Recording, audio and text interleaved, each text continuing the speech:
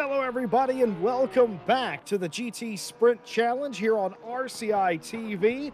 In its fifth season, round number three already, we join you from a very dusky Suzuka, Japan. I'm Jesse Lee, joined by Les Stevenson and Stewie, as per usual.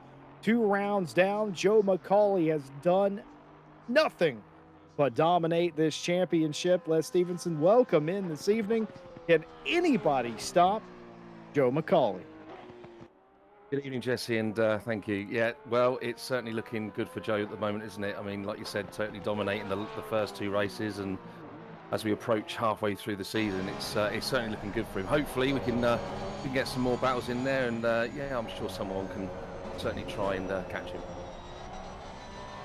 Well, that is the story. 2 perfect rounds in a row, a maximum 72 points per each race for the driver of the 18, the man that we ride on board with here as well. The hashtag blame Mike Jones Porsche has absolutely dominated, in Porsche as well, has dominated the last several Friday championships. And even though it's a different name up at the top, it's still Porsche dominance. Is the Porsche that good, is the question that we're asking, or is it just really good drivers in the Porsche? It's a bit of both there, Jesse. I think you'd put me in the Porsche. Would I still be at the top? Well, who knows? But probably not as quick as Joe, that's for sure. But yeah, the Porsche is one of those all-round good cars, and certainly at the right hands, it can dominate. It really can, and we're seeing that at the moment. We sure are. We'll show you the points after qualifying here today. There's a lot of points battles. They're not for position number one. Rather, besides, as you pointed out to me earlier, it's a 5 horse race for second place. Certainly very tight. I think there's we're talking literally no more than about 20 points covering second down to sixth place, and it's certainly looking extremely close there. So literally one race can change many positions. Suzuka, of course, the mid-season stop for season five, and it's a very different animal to where we were at Brands Hatch, not only in scope of the track. Brands, one of the smaller tracks in ACC. Suzuka, there's no other way to put it, it's likely the biggest, and it also takes a lot of horsepower and a lot of fast turn ability.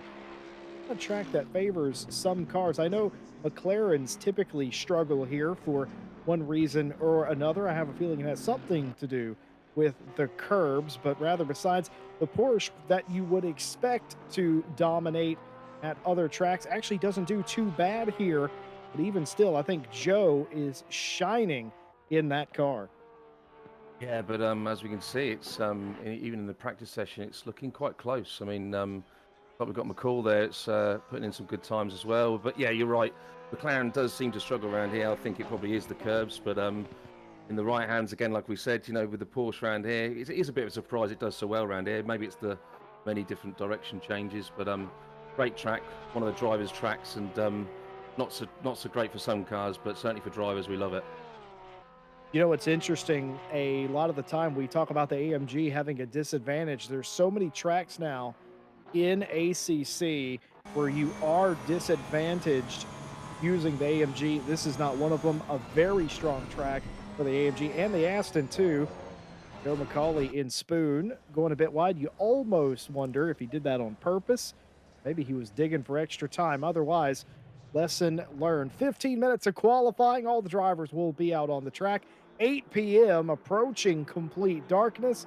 Well, you hope you got your sight lines in the daytime because you're going to need them here in low light.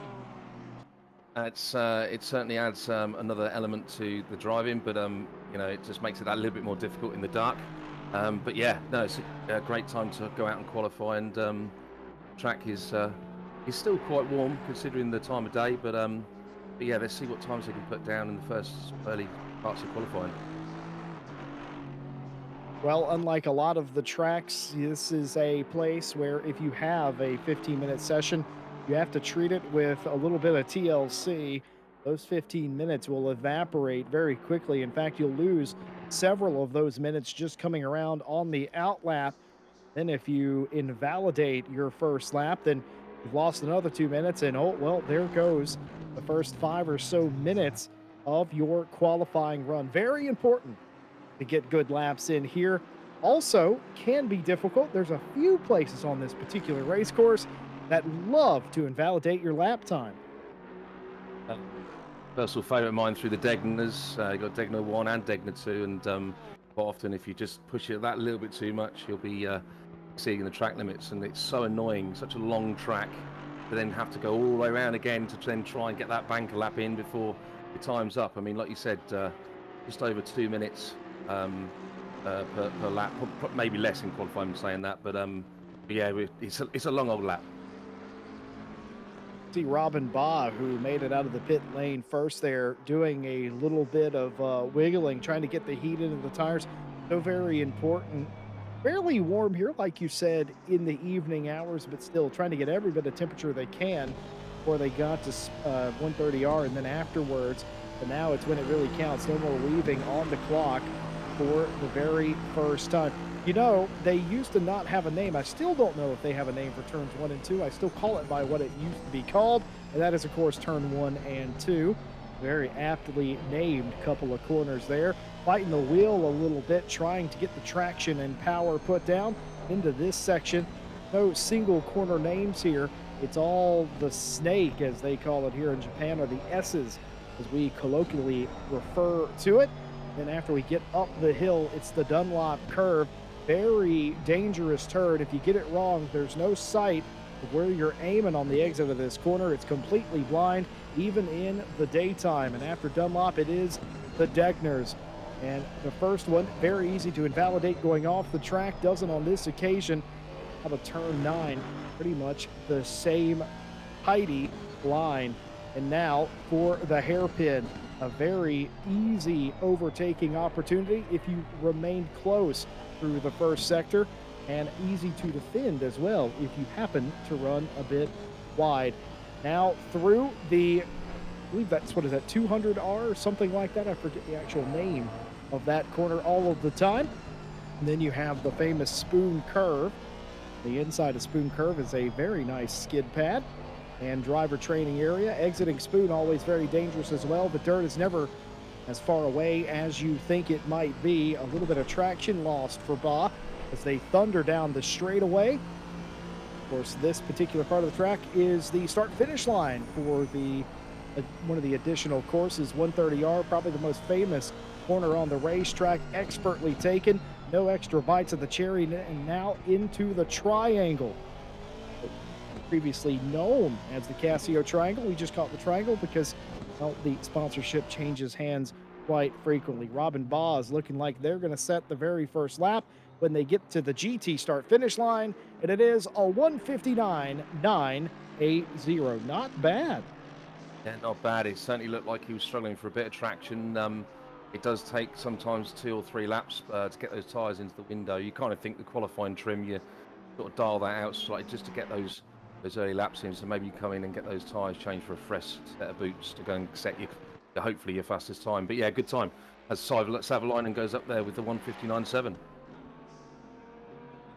That's looking like a nice time. Jonas Savalainen in the 100, looking to have a good night here. Can do it in the AMG and sets the provisional fastest time. Caracas now third. Barzaghi came across in fourth. Calandrino fifth. Martin Lawrence in the 171 connection lost. Bentley comes in P7. Bentley is a bit of a mixed bag. We talked about a lot of the other cars. Talk about the Bentley. It's a bit of a mixed bag. It can be good here. It just seems to get outshined by some of the other manufacturers, but looking good so far. A nice top 10 lap. The Bentley does seem to, it seems to, in some hands struggle, some hands okay, but it's never sort of setting the lap times alight. But yeah, no, it's Martin Lawrence there, like you said, doing well with the Bentley, and see if he can dip into those 59s. But yeah, the Merc is very strong around here, like you said, with that big, powerful monster of an engine, gas guzzling engine, and yeah, great sound, lovely sound.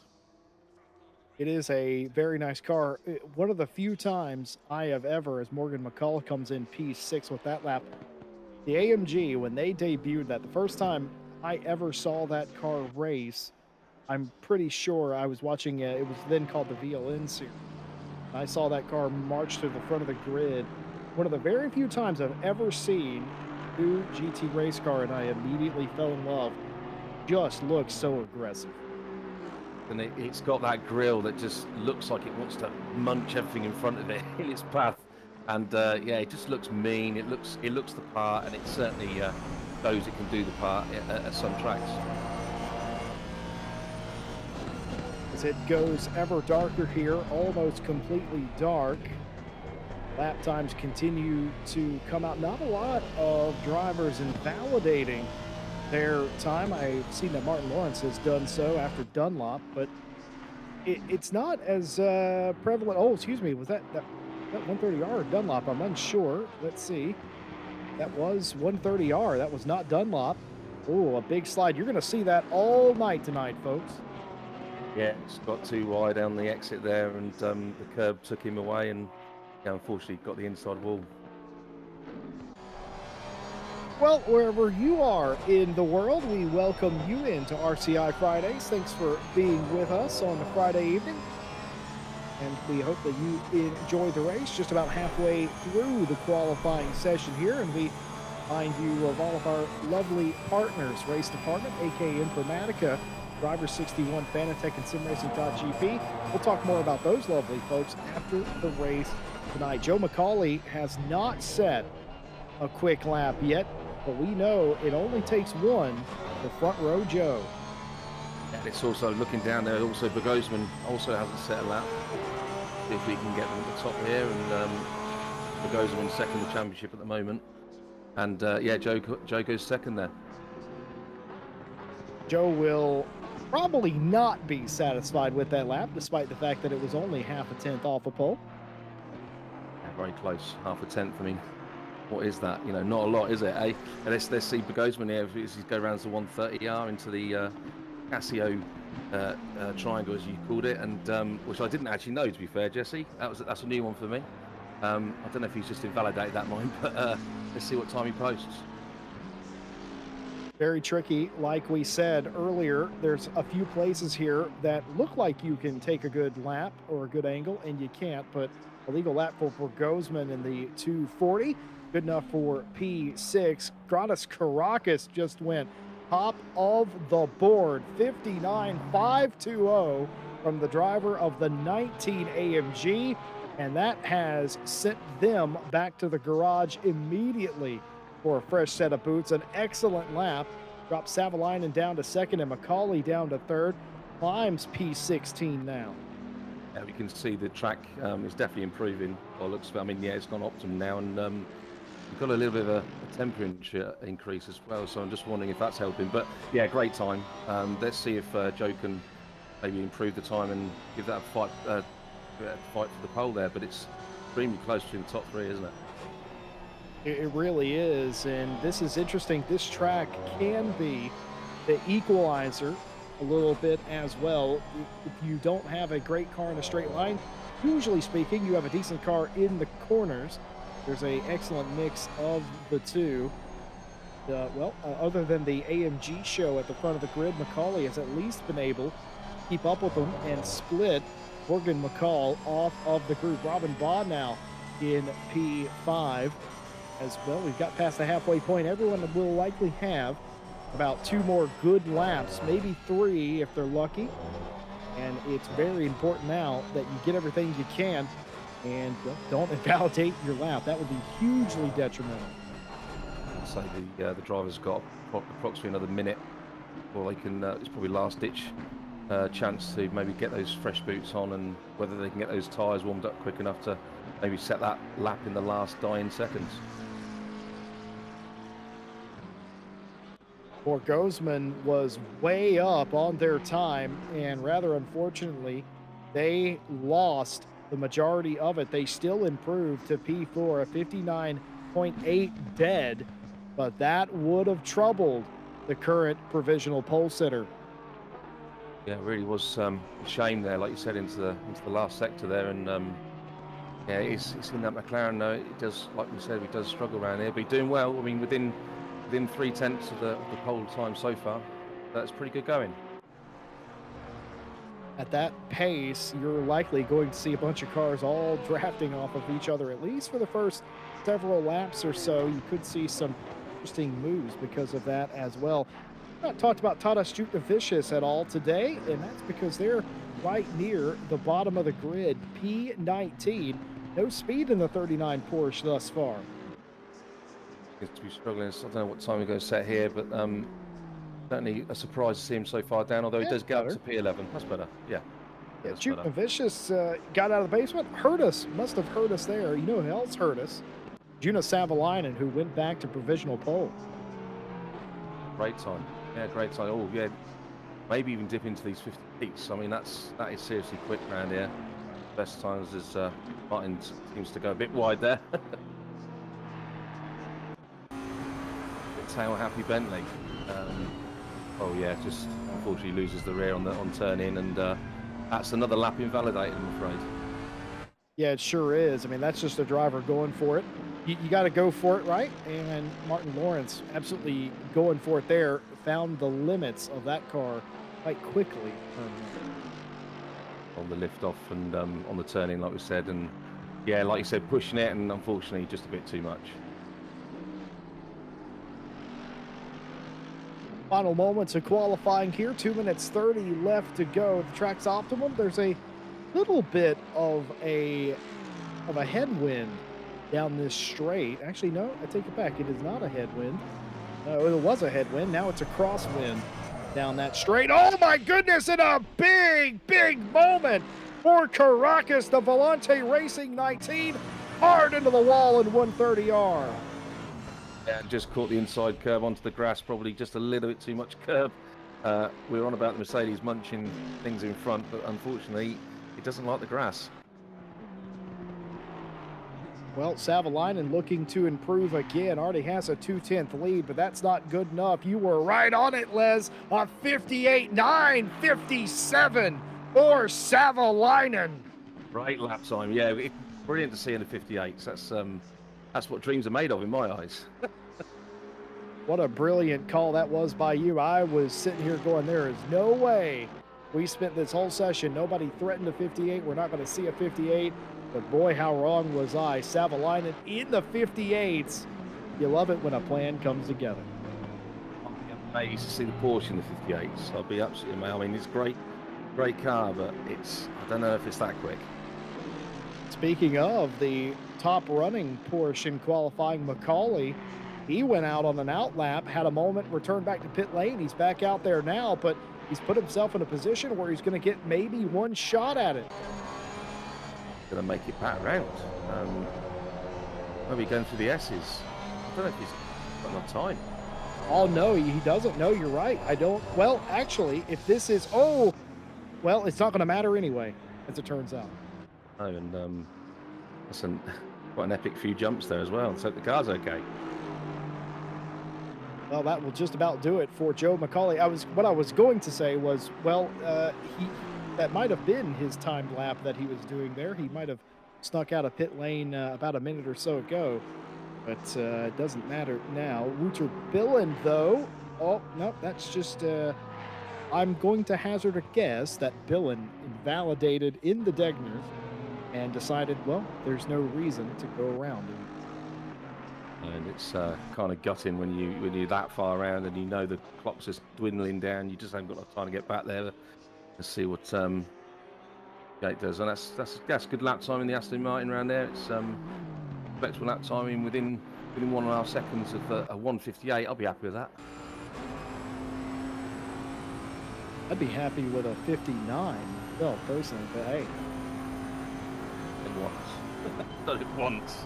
But yeah, no, 59 it is. It certainly made me smile, but now you see someone in the 58, it's a little bit on the depressing side. But no, it's still good though. You've got to admit, you've got to take your hats off to him. All credit to Morgan McCall as well. They parked it in the provisional P2 in the 540. They took nearly 3/10 or so out of the lead. It was half a second back to second when it was Caracas. Now down to about 4/10 now with Morgan McCall in that position. Caracas, Macaulay no longer taking part in the session. They are in the pit lane. Robin Boz come across the line in P5. Borgosman in sixth, Stridham in seventh place, Juke Novicius, Jack Calandrino all in the pit lane. We watched Martin Lawrence come across the line in P11. At this moment, looks like the top qualifying Bentley just in front of Soldatov, but very close between those two Bentleys as well. We ride on board Barzaghi, who was up on his time in P15. A decent enough jump. He could get him near the top 10 here. Great to see as well, especially with another Porsche up there. They're not. It's not the best car around here, but certainly in the right hands, it can get a good lap time out of it. But great provisional pole out that, a 1:58.9. See the second place still as far back as 4/10. That just goes to prove what a stonker lap that was from Savalainen. Barzaghi did improve upon his time, but not his position. Not enough time picked up. Borland here, Victor Borland, coming to the line. Could be a pickup here as well. And I believe there was on the stopwatch, but not on the position. Oh yeah, as we were saying, one McLaren in the top 10 by the looks of that. Is that right? Oh no, sorry, two McLarens in the top 10. So yeah, really struggling around here. But look at that pole down to third, all Mercedes. I love how Borgosman had the fastest sector of all. That's what the purple sector times mean. And nobody owned more than one sector. Savalainen fastest in sector two. Morgan McCall fastest in the final sector. You love to see it. Yeah, no, it's great, and yeah, it's like you say, it's interesting to see the McLarens are quick in that first sector. Obviously, with the change of direction, it's obviously really liking that part of the track. But unfortunately, probably through the Degners, I think, and maybe around Spoon, it's just not liking those curbs. Just taking a look through the grid, Borgosman and McCauley, who are the top two in the championship. Well, let's take a look at the points here. Joe McCauley, 144 points. That's maximum points through two rounds. You wouldn't have to be a mathematician to know 72 plus 72 is 144. Though I still did it on the calculator, as you might expect. Borgosman in the 240, second place after two rounds with 98 points. Tadas Juknavicius with 92, tied with Felix Diepers for the third spot in the champ. Very close, even back to Morgan McCall, who is in the fifth place position, the South African driver on 90 points here today, and will start second. Savalainen, though, with 86 points, has the most to gain from his pole position. In fact, already has gained a bunch of points from sitting on that pole. Behind them, Robin Baugh on 71 points, Konstantin Soldatov 62, Joshua Allen with 60, Gratis Karakis with 53, rounding out the top 10. It doesn't get any further away on the second page. Everybody here with something to prove. Barzaghi on 44, Jack with 38, Jorgensen on 34, Calandrino tied with 32 with Wouter Billen at for 14th place. Basaglio with 28, tied with Stridham for 16th, and Afrave on 25, Justice on 21, and Martin Lawrence with 17 points. These are, of course, the drivers that have it all to play for here. Labus and Borland with 16 apiece. Crozen and Climbs with 14 apiece. Levchenko with 13. And the 120 on 11. Sam Smeets with 9. And Philip with 7 points.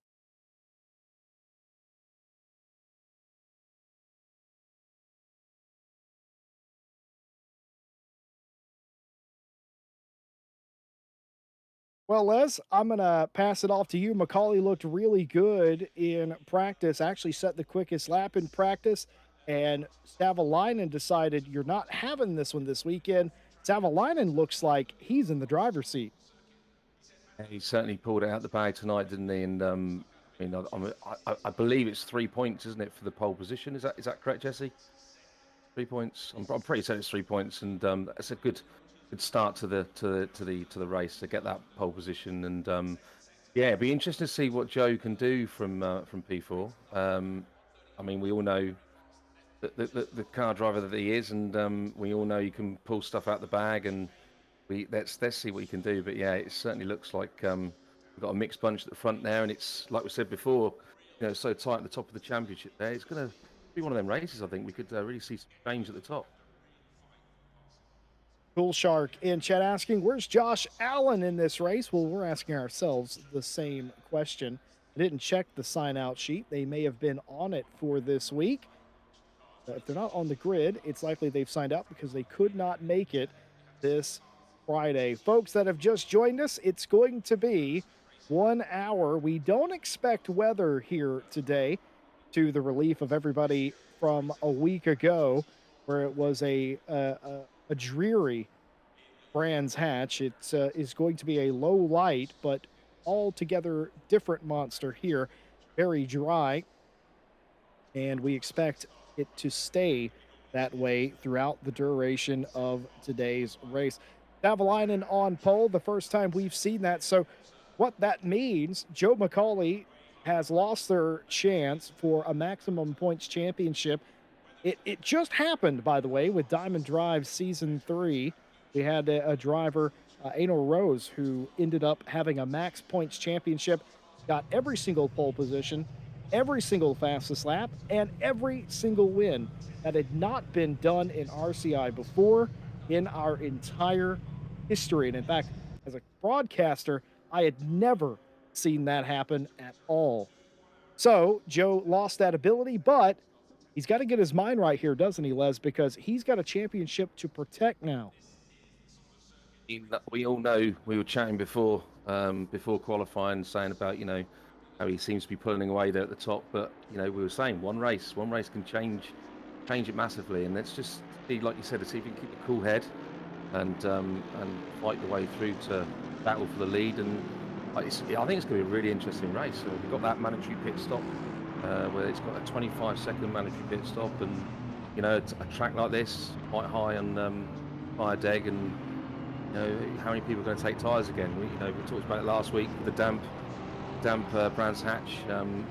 Obviously a completely different track, like you said, but yeah, with this one being that little bit higher deg and fast as well, long laps, and it'd be interesting, really interesting to see what the strategies are.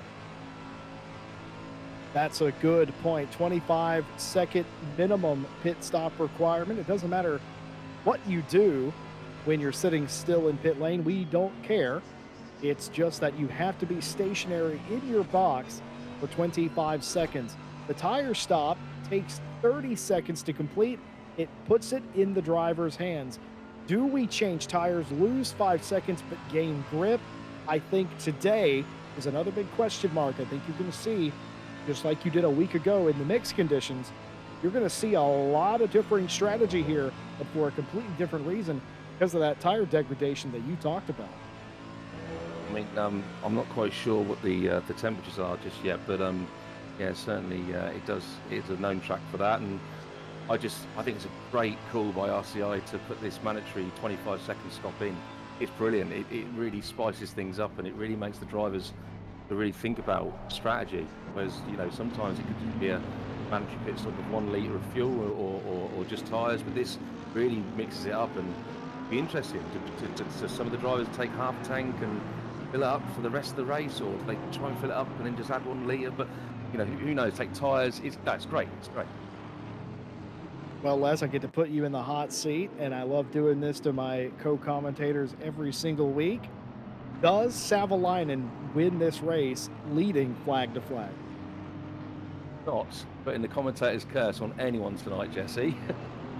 I will say, I hope it's a nice clean start. I hope that the fastest driver wins, and or at least the cleverest driver, maybe, with a bit of strategy as well. But I'm not putting the curse on. No way. You could be a politician, Les. I'd vote for you. That was an absolutely outstanding answer. I don't think he does, folks at home. I don't think Savalainen leads flag to flag here today. I still think he wins. I just don't think he leads flag to flag. I think he is challenged by someone or something, but we will have to find out. Of course, we do have our lovely stewarding department with us here today in the booth adjacent to ours. They'll be sorting out the penalties today, and we'll bring them to you as they are resolved. But let's hope that that doesn't happen today. We have a fantastic race here in Japan. round 3 of the Friday GT Challenge in its 5th season. It's incredible. I keep saying that because to me, it is so incredible that it's the 5th season. I know we've done other champs, including the Indy Enduro on Friday as well. So to already be in the 5th season is incredible. 2 by 2 through the triangle, everyone lining up, getting ready to take part. It's literally 2 by 2 as far as the eye can see because the camera doesn't reach around that far. 23 plus drivers, 25 plus drivers on the grid waiting to take the green flag. We do not use the F1 start finish line. We use the proper GT finishing line here, waiting for the lights to come on and the flag man to wave the flag for round number 3. They come down slowly and wait for the flag, and there it is. The lights are on, the flag is down, and it's a decent start from the outside from McCall. A reasonable challenge as they're side by side in the one. Getting it sorted out is Savalainen. Up the inside now is Caracas looking to take advantage of McCall. They're going to be side by side behind them, single file for McCauley. It doesn't work out for Caracas. McCall hangs on to second place.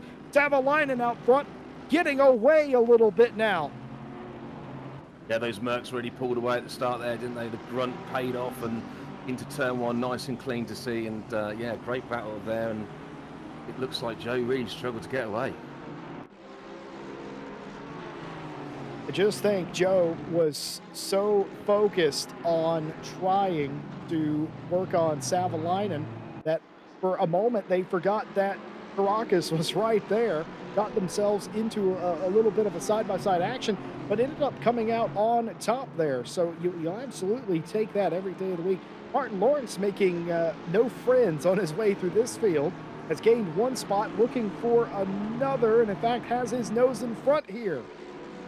Yeah, that's a great move, and bit of power out the hairpin there. Go approach boom curve, and Bentley's a bit of a handful through here from experience, and he's got that round there quite nicely. And as you can see, the Aston close in on the exit. Martin Lawrence just driving away a little bit on that first lap. I don't know if something happened in front of the Connection Lost Racing Bentley, but absolutely took advantage. I believe they started P11 or something like that, up a couple of spots. Absolutely brilliant. As you see Stridham hit the curb on the inside of 130R, that sends them flying. A big lunge in the background here. Soldatov working on Barzaghi.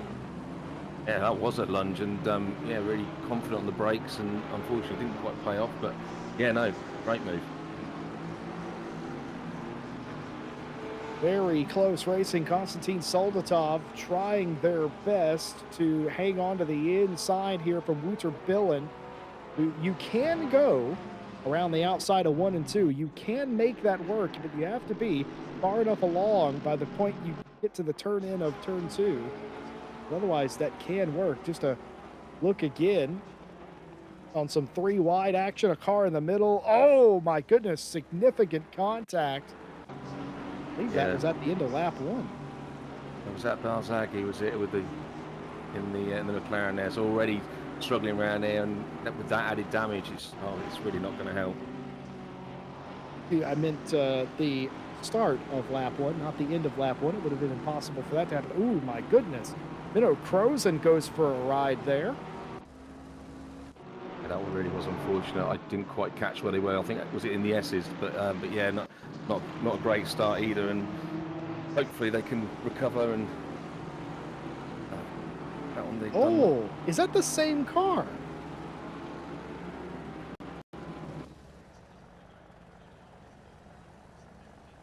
Oh, okay, that's Gary Fullen. That was the same accident from a different camera. The camera threw me off on that one, but yeah.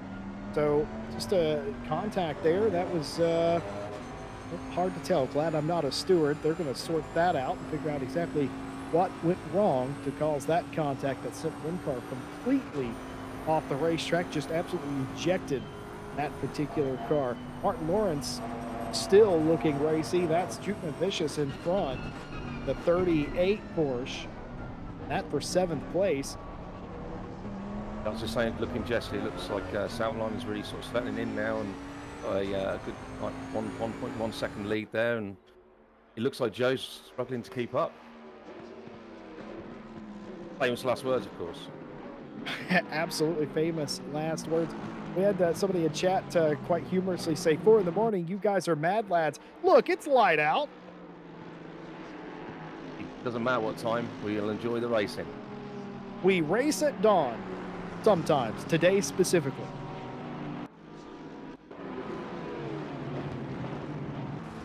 Marzaghi going into the triangle here, and a bit of rubbing.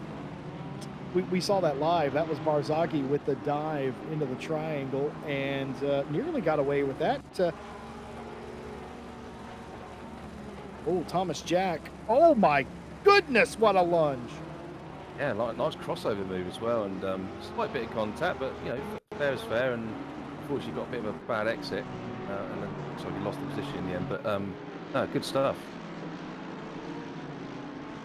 Wow, absolutely incredible stuff. A lot of times, and I will say this for the benefit of our audience, a lot of times the stewards will let stuff go if it's mutual or inconsequential, but it's hard to call something inconsequential when you're smacking up other people's race cars, especially when you're not even or level with them. So, quite curious how they're going to score that one. And it's, I mean, like you said, I wouldn't want to be the steward in these races, and fair play to them for making some of these big decisions. And like you said, inconsequential. I can't even say it, Jesse. It's too big a word for me. But you know, it's as you can see, he lost the position in the end. So I would say it's fair. But it's up to the stewards at the end of the day.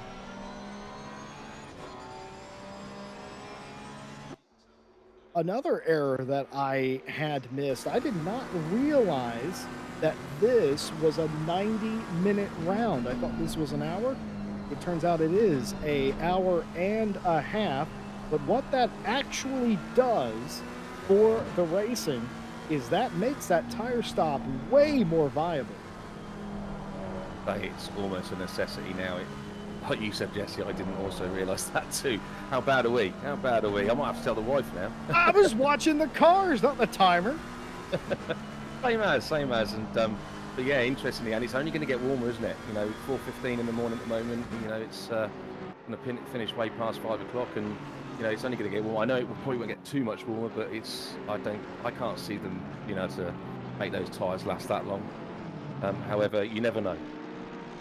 I know the Bentley can do it, but that's not the question. The question is, should you do it? Is it the fastest route? Who knows? Exactly. I've been known to be able to make my tyres last, but I don't know if I could make them last an hour and a half around here.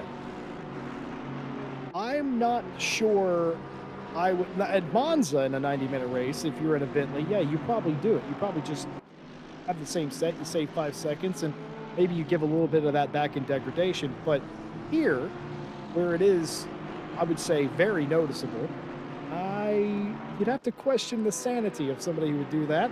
And I do very often question the sanity of the people who run these races. So I suspect at least somebody in a Bentley, perhaps Martin Lawrence, might give it a shot. I possibly will. And just going back to checking the sanity, I think Muchen's feeling some of the RCI stuff for yourself, Jesse, checking the sanity. But yeah, it's who knows, and let's see what happens. But only makes for an interesting race. It definitely has made it very interesting. I do know that we have started putting longer races in the Sprint Championship in the middle and the end of the series.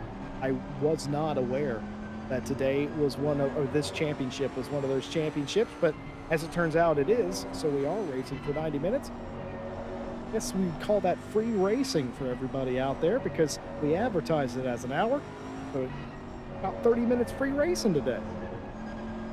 30-minute sprint on the end with some dead tyres if you've chosen the wrong strategy. I'm almost convinced 95% of the competitors today will pit for tires. I think that's the 40, you pit 45 minutes to go, halfway mark, put new tires on it, and the car feels good to the finish. There will be a mad lad that doesn't do that, though. maybe there'll also be a mad one that doesn't pit until 20 minutes to go and has a fresh set of boots to get him to the end and, maybe make some positions up. But, anything can happen. You could accidentally slide through the pit box and miss the stop, the stop sign, and then have to reverse back, and you lose time there, and all sorts of things can happen. You see Salverlinen really setting the pace, fastest lap as well, and just edging out even more at the moment. Stephen had an interesting point in chat saying the only problem with the 90-minute race is taking damage early and having to suffer for about 45 minutes or so. A couple of cars certainly have done just that. Seb Brunier also says confirming the tires would last on the Bentley, but what you would give up is the issue, basically, that you would suffer mightily if you did that. And, well, basically, Seb Brunier saying that taking the extra 5 seconds in the pit lane to put tires on the car is realistically the only option. Konstantin Solotov working on the 10 Porsche. Oh, that's just an excellent run out of 130R and out braking him into the triangle. And very confident on the brakes. Very confident on the brakes. And Bentley is pretty good at stopping. It's such a big car. It's still got good, excellent brakes really for the size of the car. Tim Smeets here trying to get a spot away from the 330 and does so without incident into one. Porsche Cup race there. It's great move, and I'm just intrigued actually talking about. It's a great comment there about the Stephen there saying about damage. Maybe that works in their favour, and they can get that damage repaired, get out, and then try and push the tyres all the way to the end, and they might actually be able to make the time back up. Very good point indeed. Sean Stridham here, who fell victim to Martin Lawrence there on that opening lap, hasn't fallen off at all. Martin Lawrence still in front of him, trying to figure out a way to get by Juknavicius. Actually caught him a little bit more than the last time we checked in. The 171, though, still yet to make a move on the 38. Looking at the highest for McLaren Bergosman as well, and he's doing well. Keeping within within the second of bar there, and be interested to see what happens there. But yeah, Juknavicius there, leading a train of cars here, isn't he? Sure is. Going around the outside, Juknavicius giving him that and taking the inside. I probably wouldn't have done that unless I wanted to give up the spot, which I reckon Juknavicius did on that occasion. Sort of didn't have an option. Took the inside, had to let Martin Lawrence go. Up another spot, P7 for the 171. I'm wondering actually, with that Porsche, with the top end speed, not being able to out drag the Bentley, maybe didn't let him through, but yeah, I think the Bentley probably did have him up to the 130R, but great move, and nice to see the cars coming through. If you can close that gap on Bergosman now. That will be an interesting question. How far up can Lawrence get? Is 7th place as good as it gets, or like you said, can they close in on that 240 McLaren? I'll tell you something else I was interested in watching. Morgan McCall has dropped 1.8 seconds to Savalainen, but remember, Savalainen was 0.4 of a lap quicker than McCall in qualifying, but that hasn't shown up here in the race. Yeah, it could be just a small mistake, or it could just be that the qualifying setup is that little bit more comfortable for Savalainen to do those quicker lap times. Who knows? But only he does. But yeah, still a good gap though. Still able to keep a comfortable lead, and with the fastest lap as well, it's even more points. Well, let's ask the question then, Les. To you, what is considered a healthy lead? If you're in the car, if Les Stevenson's in the car, and I tell you you have a healthy lead, what do you interpret that as? Field, Jesse. The whole field must be lapped, and I'll be comfortable. Unfortunately, it's never happened yet, but yeah, no. I would say, me personally, it'd have to be at minimum 10 seconds, and then I'll start to be a bit more comfortable. But of course, you can't be complacent. You can't be too comfortable and allow some mistakes for the gap to be closed. And then, like I said before, you make that small mistake in pit road, and you may lose that gap massively and be pushed into more mistakes with the battle, like you say with McCall here. unfortunately, that gap appears to be getting bigger as well, doesn't it? It certainly does, a few tenths there on that lap. For me personally, I would say any gap is comfortable where I can't see the car behind me on the straight when I'm turning into the next corner. And I know that's not a specific amount of time because all tracks are different, but if on a normal section of the racetrack, if I can look behind me and see a clear track as I'm turning in the next corner, I would call that a comfortable lead. Again, climbs here. A little bit of argy bargy here as another incident happened right in front of that as well. Not great to have a bit of fender bender damage, and but yeah, like you said, I mean, to be honest, with my eyesight, I think they'll be quickly out of view anyway in the mirror. I unfortunately do not have that particular affliction, and I'm very aware of the cars flashing me Of course, yeah, I forgot about the flashing. Yes, you like the flashing of the lights, don't you? If they're flashing, they're annoyed. That's one way.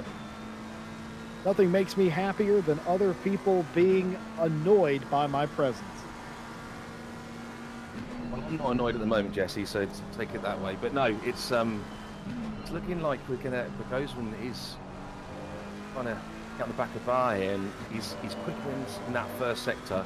But as the sectors roll on, Bar is able to just to eke out a bit more of a gap and just keep in front. But I'm wondering how long for. That is the question. The fight for P5, well and truly on, just looks like a little bit more pace in the corners from the 240. I wonder if he's running a bit more aerodynamic wing or something along those lines. And but of course, going back to the tyres, you know, the McLaren is not great for tyres, and such an abrasive track like this one, and the Aston Martin being that bit better on the tyres, in fact, a lot better on tyres. Knows he could strategy really could play its part in this one as well.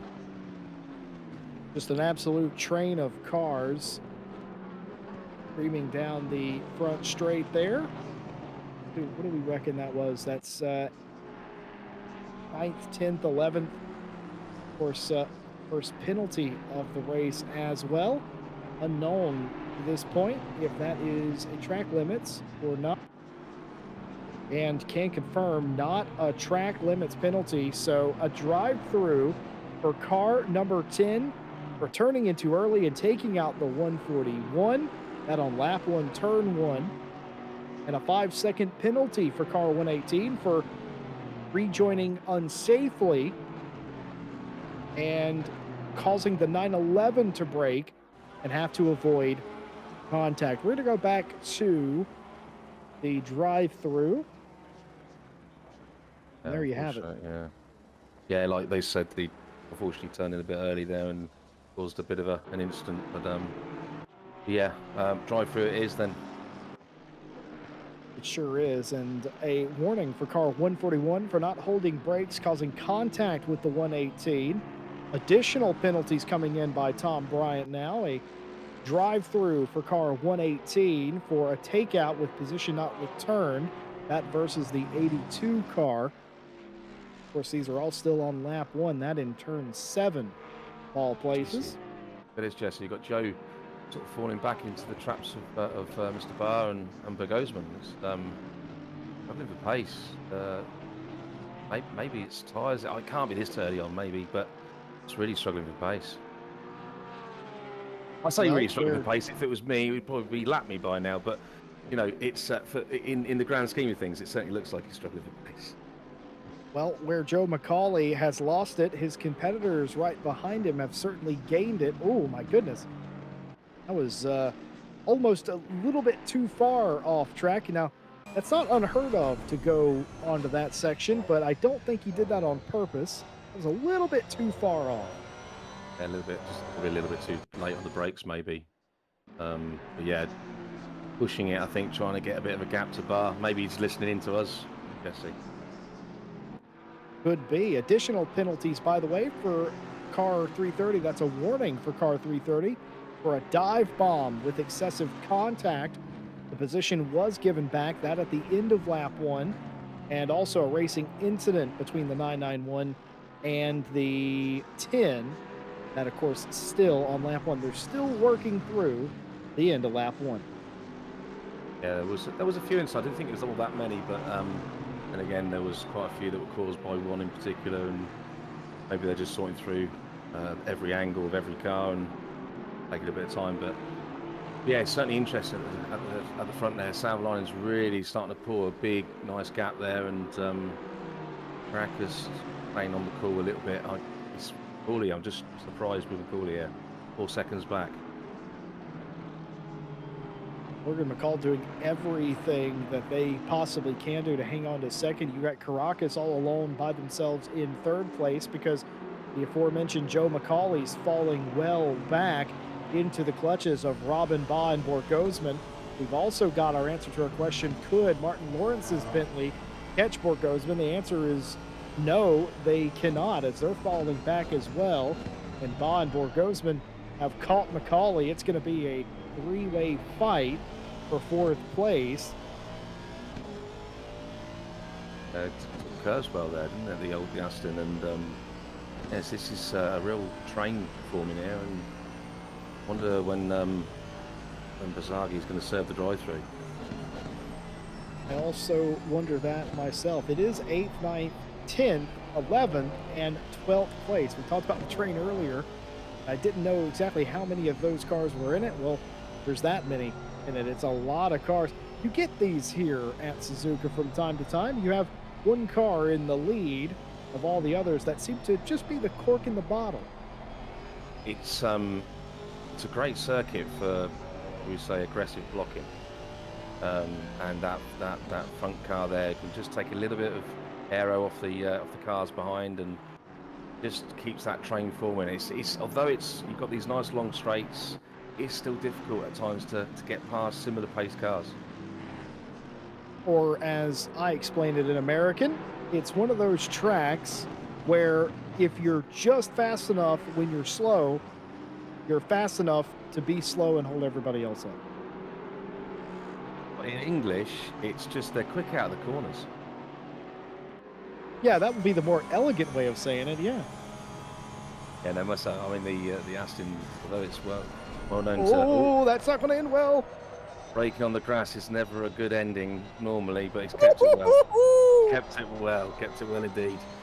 Yeah, but yeah, no, the Aston is not really well known for being good out the corners, but they've obviously got something going on here. Wow, 130R, that's close. That is very dangerous too, because you don't know if you're Borgosman. You don't know where Robin Baugh is slower. Realistically, if Baugh struggles just a little bit through there, loses traction, breaks traction a little bit in that Aston, that's both of them in a big crash. That did not happen, and still nose to tail. Absolutely not taking no for an answer.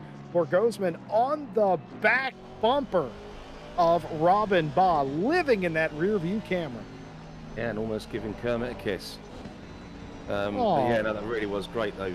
Great battling through 130. Very brave, like you said, and yeah, it can really not end like that very, very well at times. And no, very close. And as you can see, the McLaren struggling through the S's. I just wonder if it's the Aston taking the air away from the front of it. But yeah, it's pulls that gap. Because obviously the McLaren before was quick. We knew it was quick through the first sector, so maybe behind another car, it's not as good.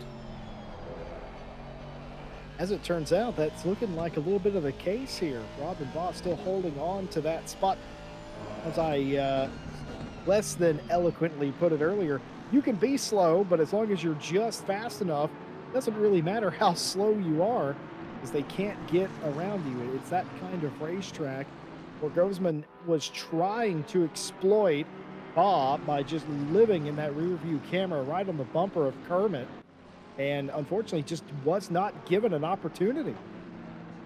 Well, that's well driven, as they say, and now come obviously the exit of Spoon Curve here, back up to the 130R. Let's see if the McLaren can push that right to the end there. I don't know if it's, looks like he's giving a look. He's trying to, maybe he's flashing the lights. I can't see, but yeah, he's definitely getting closer in the long straights. So maybe the McLaren's got the legs on the straights. Certainly does. Nose to tail again. This, of course, for P5. Good What exit for this both has there. Yeah, it sure was. What this has done is this has dropped Robin Baugh off the back of Macaulay. It's back up to 2 seconds now. Yes, yeah, one spot I didn't even notice that myself, but yeah, no, he has, and I suppose that's what happens when you're driving with your rear view mirror. Oh, that was a mistake right there. That's not how you want to take it. But The recovers for turn 2, though. That was very nicely done. As they realized turn 1 was lost, they weren't going to get past, and they just set up for turn 2. You usually want to take a wide arc right there. Didn't get the turn in, did Robin Baugh, and reset themselves. So they got the exit of 2, and the damage was completely negated. But yeah, this just shows you, you may think at home, well, Robin's not actually having to defend against Borgosman here. And that's kind of true and kind of not true. He is mirror driving, is Robin Baugh, and that is, of course, slowing him down in relation to Macaulay, who doesn't have any pressure. well, with mirror driving, of course, you can quite easily miss braking points. It just puts you off, and you know, you maybe might press the accelerator a little bit later than you would normally, and before you know it, you're in the clutches of the car behind you. And unfortunately, you can't help it. You just cannot help it. You're just watching that mirror and watching that mirror, and you're trying to get away from them, and it just makes it worse. I had a guy tell me once. I asked him. I noticed he raced without the virtual rear view mirror, and I asked him why, and he says, "Well, there's nothing I want to see in there." I just wish I knew how to do that myself, Jesse. Yeah, there's no way I'm turning my mirror off. You got to be kidding me. No, no. Like you said, it's great to see the drivers behind when they get annoyed and they see the lights flashing. And nothing but a bigger smile on your face.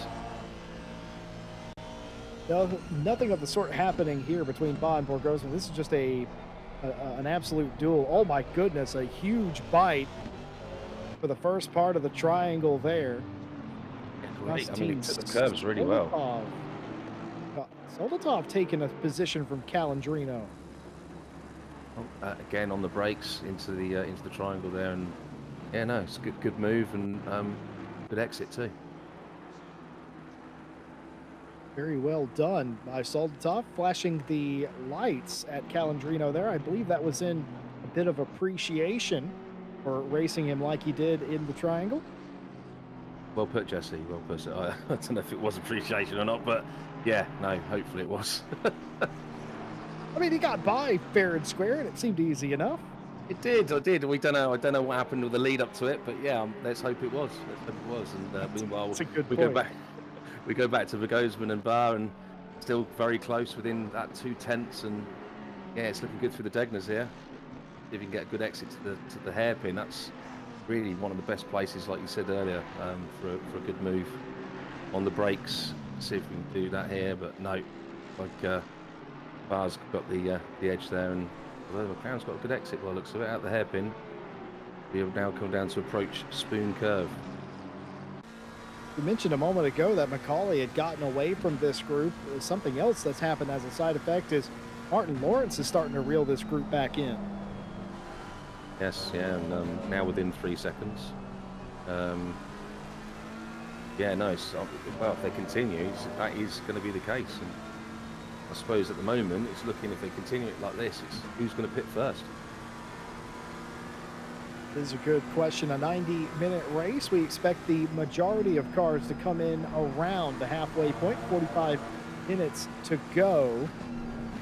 Borgosman goes wide. You can pull this off, but not from that far back, I'm afraid. They will end up being nose to tail again.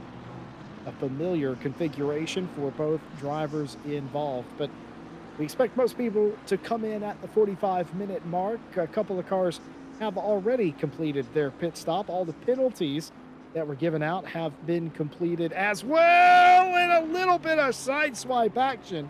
Borgosman forces down the inside and gets the spot, albeit with a little bit of contact.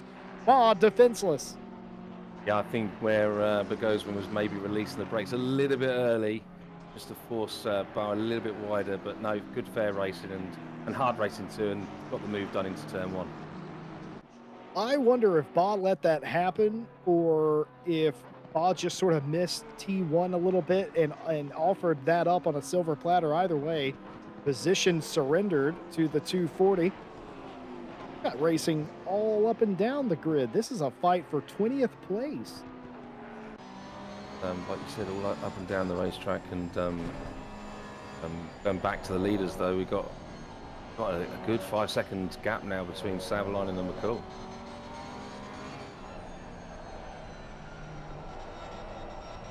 The Barzaghi served the drive-through penalty as well there, Jesse.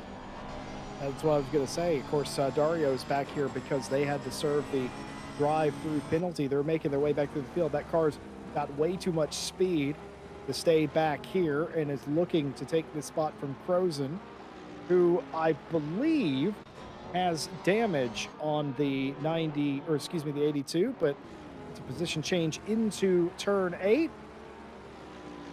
Just went a bit wide in the 82 Bentley there, did Minnow Crozen. Yeah, getting into the gravel, you're not going to get much traction out of there at all. And yeah, no, got the move done in the second Degner down on the exit. Well, here's your leader of the race. If you don't know what his car looks like because you haven't seen him all race because he's so far out in front, well, this is what it looks like. It's a red and black AMG. And it has been that color for a few seasons now, and I do appreciate him sticking to that because it was such a confusing few rounds when he changed over to this color, but looks good on him, looks good leading the race, 5 seconds out in front of Morgan McCall. Morgan, of course, keeping him honest here at this stage. If Savalainen has even the smallest of mishaps, Morgan's going to catch right back up. That's what you were asking earlier, you know, what is a safe gap? Well, I'm saying I still think a good 10-second lead is a when time can be a nice round number. Yeah, you know, 10 seconds, you know, 15's better, obviously. But yeah, you know, 5 seconds, it's certainly starting to maybe catch your breath a little bit more. And yeah, it's a good gap either way, a healthy gap. It's just trying to eke it out a bit more. Well, we showed you a battle for P5. We showed you a battle for P20. How about a battle for just about P14? Bullion and Smeets here in two cars, trying to sort out among them who is the quickest. Bullion looks to have a little bit of a grip issue right now. Yeah, a little, yeah, it's not great, is it? We've got, you know, another Porsche arriving in the scene in the background there as well with Biaglio, and let's see what can happen. But we're going into a spoon curve again, and not really a best place for overtaking opportunities. However, like you said, that little bit of a mistake, whether mirror watching, who knows? You got to be careful. It just looks like that Porsche has gotten better as the run has gone on for Sam Smeets, and maybe the tires going away a little bit for the 58 of Bullion. But again, what we said, it's very easy to defend around here if you have just a little bit of speed in the car. Soldatov, oh, looking to shove it down the inside of Juknavicius, and almost comes off with it. He had still a tiny little nose in there. By the way, do you know what the last turn on this race course is called, Wes? Turn. It's called last turn. Darn it, I should have said last turn. Very good stuff. Constantine still trying to get in there. Very close racing between these two. Juknavicius not willing to let that spot go. Just about clear as we enter the S's, and all but just had the briefest of gaps to get back in line in front of Konstantin Soldatov, and just about pulled it off. Soldatov and Juknavicius also have a little bit of company. You're not dreaming. That is the 12 of Calandrino behind. If they're not careful, we can certainly mop up mess. I just hope there is no mess to clean up. But yeah, it's great close racing, and you know, well, you know, they both gave each other room, which is great to see, and it proved a good watch. Looks like Juknavicius has got away just a little bit. Soldatov having to drive in the mirror here a little bit. We saw this for the top 5 earlier. One car getting involved with a battle, and then everybody around them just sort of spaces out. Well, that's exactly what's happened here. The 38, the PJ Porker Racing Team Porsche, has driven away a little bit here. Yeah, and I just wonder if it's this part of the race circuit where the Bentley starts to stretch its legs and start to close that gap, but I don't think he's going to close that much of a gap. Yeah, that's a little bit of even too big of a gap for a Bentley, but any progress is good progress. Calandrino coming to life, though. That's impressive. Able to hang right with the Bentley down the straight. Also, the Duke Vicious there, not liking that 130R. It's not nowhere near as grip as the Bentley did there. It was an interesting ride by Vicious, who went all the way to the inside there. Thought for a second something was going on. Oh, that Solotov is the one that I should have been paying attention to. A huge save in the last turn. Lost the rear there, didn't he, on acceleration, and maybe That's very unusual too. Yeah, maybe it's just overheating the rear tires. Normally, I don't know, but normally you go through 18. That's turn 18, the last turn. Normally you're loaded up by the time you get to that point. I guess maybe they weren't. I didn't see the first part of that clip, but I didn't know if maybe the rear wheel clipped the curb on the exit. Maybe unsettled the rear of the car. Oh, yes. Oh, that's a good point. It is downhill. You do clip that curb, it does cause you issues. I think that might have been exactly what happened. Solotov seems to be wrestling with the Bentley. Calandrino coming up on the outside. Can he keep the inside line? Yep. He cleverly takes it wide and stops him in his tracks. Oh no! Is that Wouter Billen who has joined? Is that Billen and Jack in the background now that have all joined this fight? It is. Yeah, and this exactly what we were talking about earlier. You know, a bit of fighting with a couple of cars, and all of a sudden it starts to create that train. And as you can see now, you can see that Solotov is, Duke Vicious is starting to pull away. That's incredible stuff. We talk about the trains and how you get stuck battling somebody.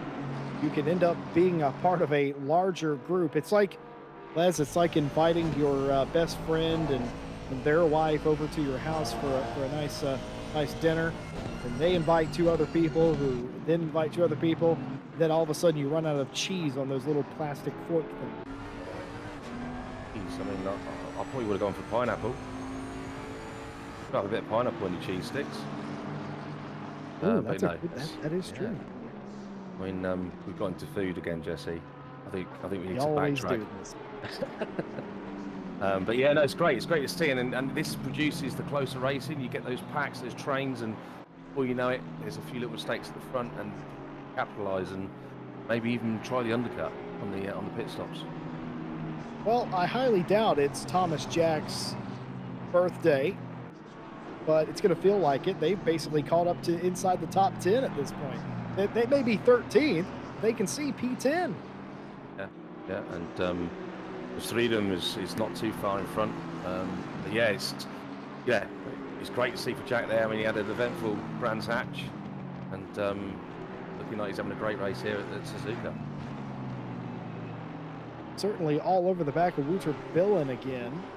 Those two racing each other for 12th place. And of course, up in front, it's still the fight for, well, not anymore the fight for 9th place as Duke Vicious has driven away. That almost leads me to believe that something happened to the 38 Porsche that caused them to fall back into the clutches of Soldatov and Calandrino. Yeah, and we were so busy watching that great fight, we didn't even realise Joe McCauley's now 7 seconds behind Caracas. Unless I'm not seeing that right, Jesse. No, continuing to lose time is Morgan McCall. Oh, McCauley doing the same thing. They're both about 7.5 seconds off, and there you can already see the issues with Joe McCauley. 130R. Oh my goodness! It's a big slide and a save! What a save that was. What a save. And I take that back. I do apologise. I used the wrong name. I meant McCauley. But yeah, I didn't even realise McCall was also 7 seconds back. Well, I mean, they're equal distance, and well, unfortunately now with that huge slide, you did see Borgosman in the 240 sneak through on the outside before they got to the triangle. Borgosman up to P4, and the 240 McLaren continues to fly. Yeah, and I just wonder if it's maybe time for Joe to call it and come in the pits a bit earlier than most and try and get some new tyres and I just wonder if that's the rears on the way out, and it might be worth maybe thinking about the early pit. Well, if you pit early, you're just going to make it worse. I was always told to look at it this way. If you pit early, all you're going to do is have your car, but even worse because you have a longer distance to go. It's one of those damned if you do, damned if you don't. But it could be he just got the pressure slightly wrong, and this way around he can adjust the It's a good point.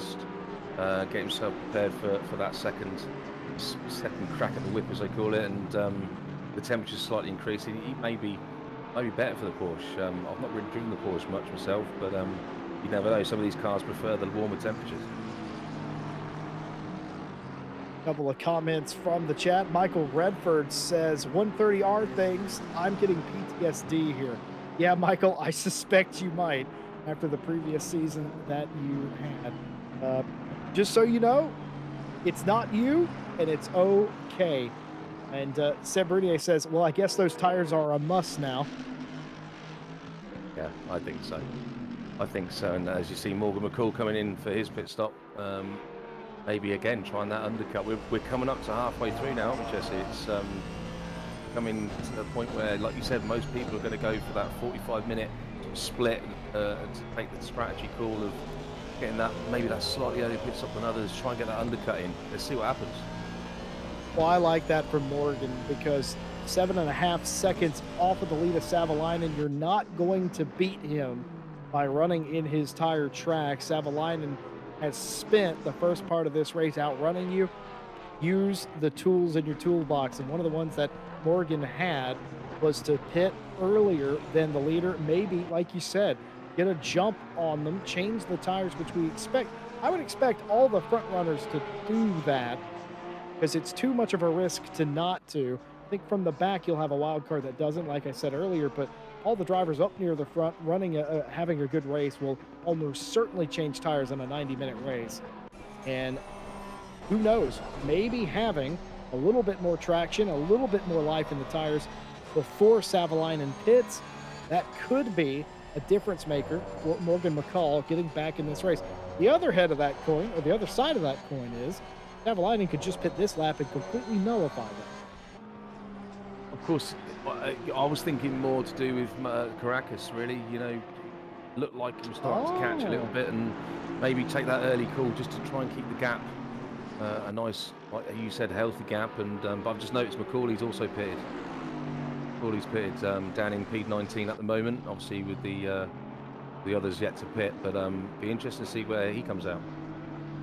Which means you were absolutely right. You called that Joe McCauley coming in a bit early.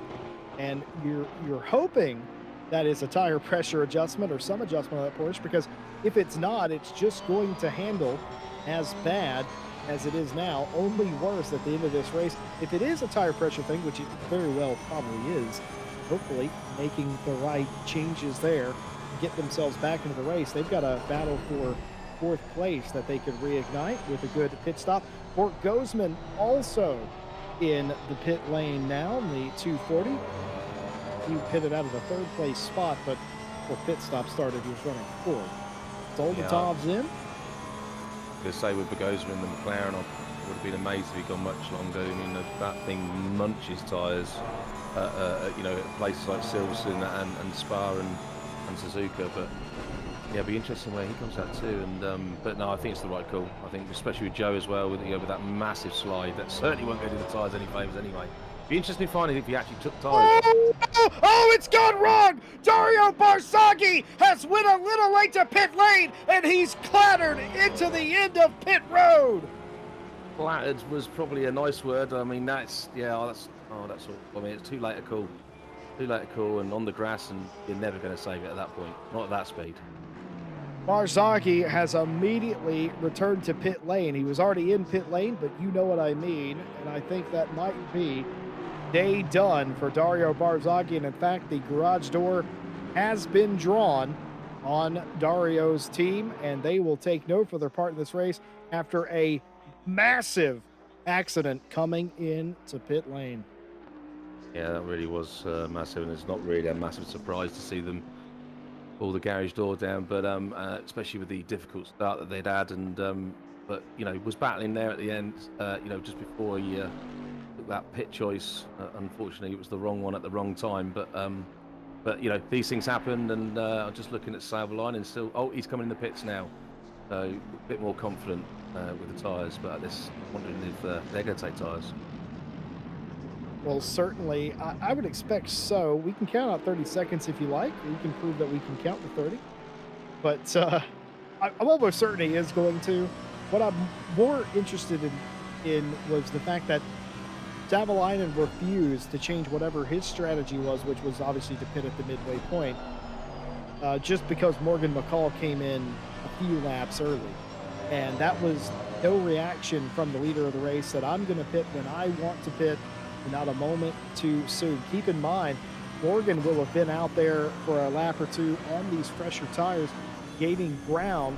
And as far as I'm aware, hasn't been held up by anybody. This is Minnow Crozen in front of him now, and I believe Minnow's the first car that he's encountered in the last couple of laps. So a couple of clean laps. We'll have to see where they come out.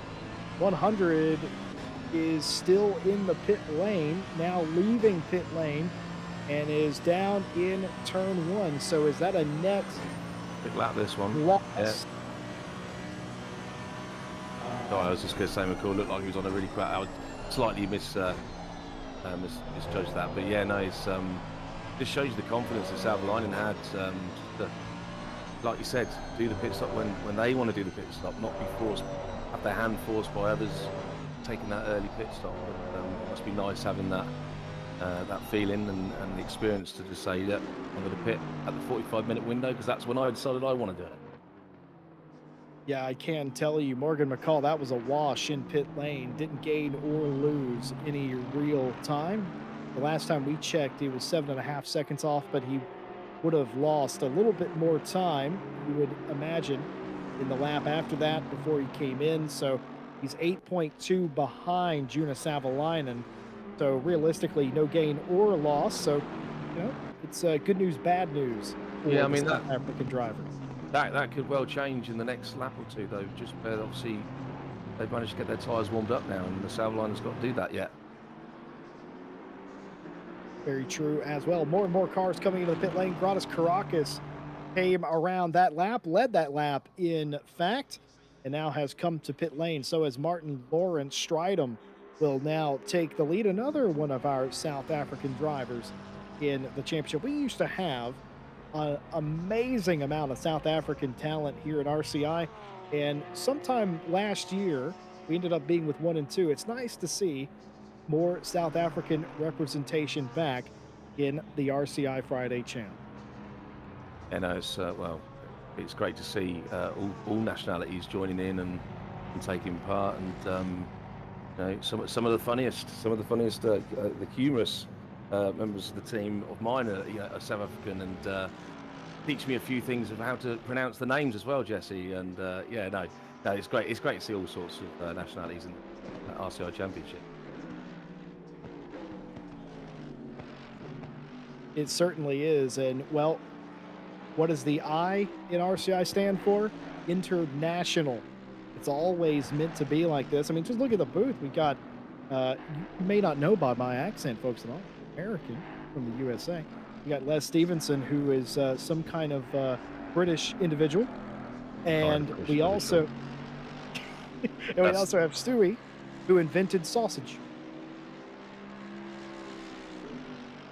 Yeah, I mean, he didn't invent sausage, but someone in his lineage probably did. and beer, I hear. Oh, I forgot the most important thing. But of course, I joke. Of course, America, Britain, and Germany in the box, and that's just in the box. You talk about the stewards, who are multicultural as well, and you got racers from, quite frankly, flags that I've never seen before, nations that I was unaware of until they entered RCI races, and I had to learn exactly where they were from.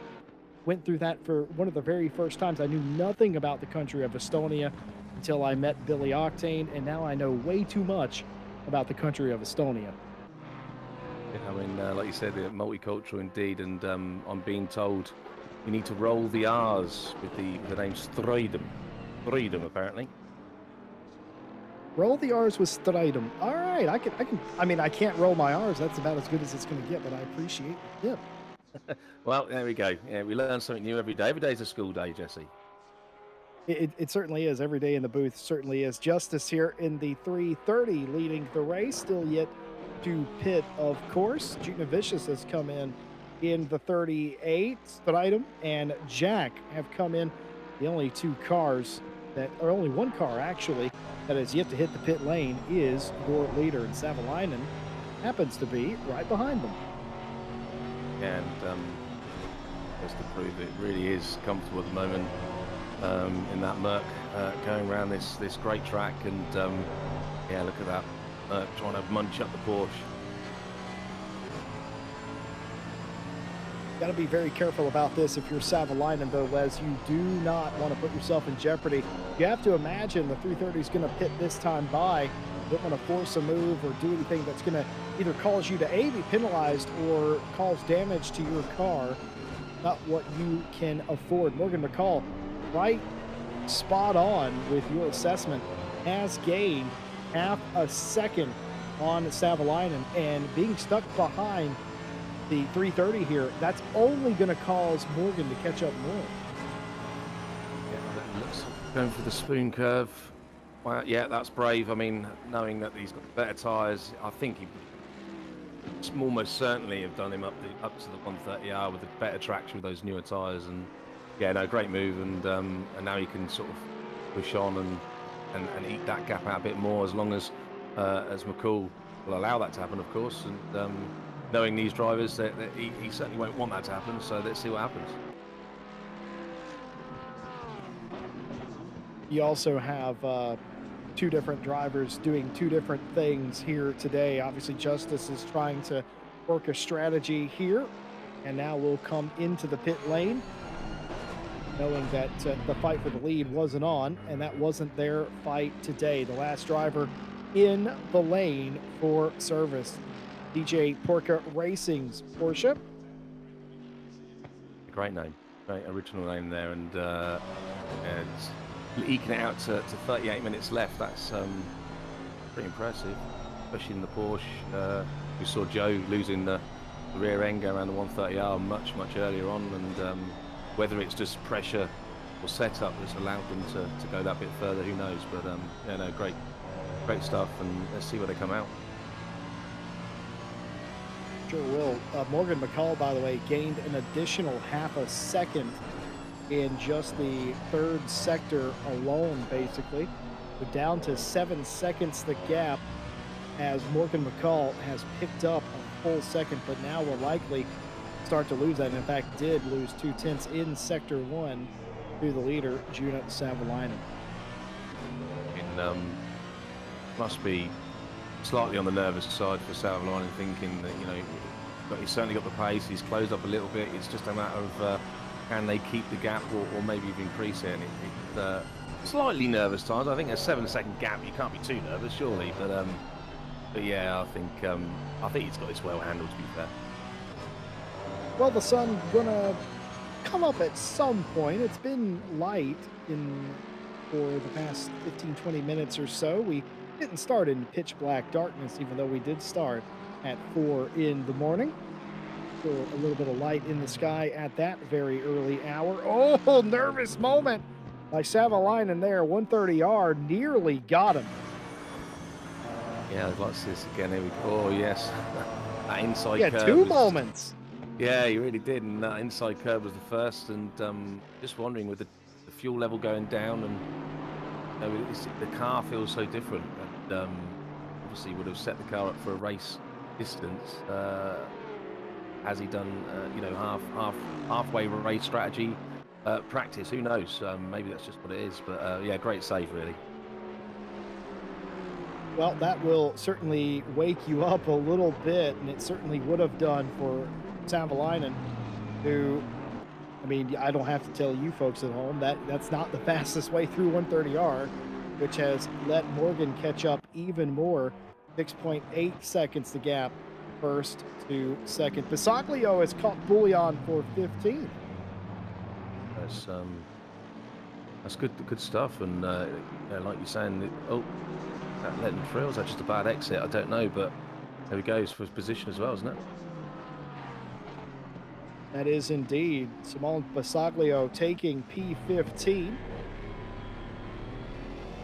See what happened to Bullion here. Just got it wrong, exiting the triangle, and being told that he actually let him by there. It looked a little sketchy, but maybe that was just because Bullion was trying to get out of the way there. I don't. Maybe something happened before that we haven't seen, and just let them by, or maybe it's just sensible racing, knowing that he's gone with. Oh, maybe he's just stuck for the same tyres and going for the long run. But yeah, I don't really know full story there, but it did seem a bit strange. Seen a bit of all of that out there today, where it's hard to tell a lot of the time if a driver is letting you go or they've made a mistake. Unless it's something painfully obvious, it's very hard to tell. Sim Smeets now P14 on the back of Bill, and this is just in front of the pass that we saw for P15, of course. And I say just in front, relative terms, 10 seconds in front of that move. Inside Smeets Porsche, looking at Billin. Just in front of them, you got Calandrino and Soltov. Surely not going to go for the move 130. Oh, no, thankfully not. But I'm just looking a bit further up the order though, Jesse, and just noticing that Corley's really not recovering from that mistake around 130R, and the pits don't appear to have helped the pace. I'm assuming they took the tyres, but the gap is staying at 0.8 to Bogosman.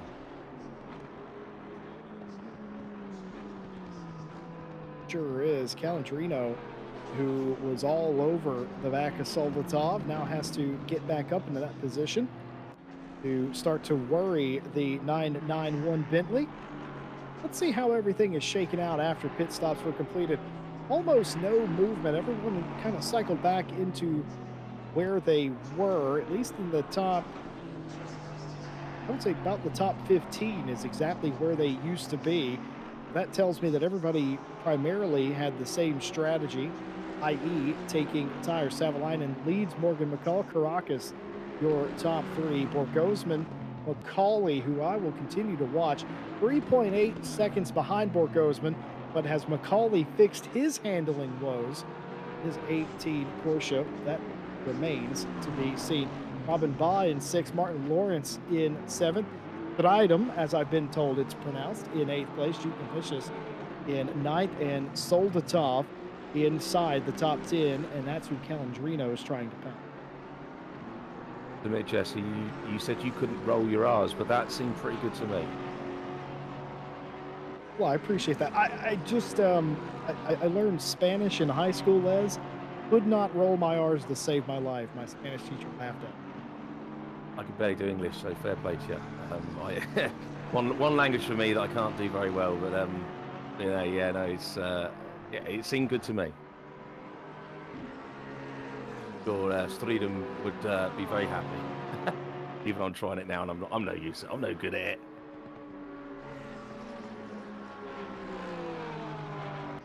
We have a lot of fun here, folks. I learned a bunch of languages in high school, and when I say learned, I studied on them. It doesn't mean I can speak them to save my own neck. Sam Smeets around Billin now.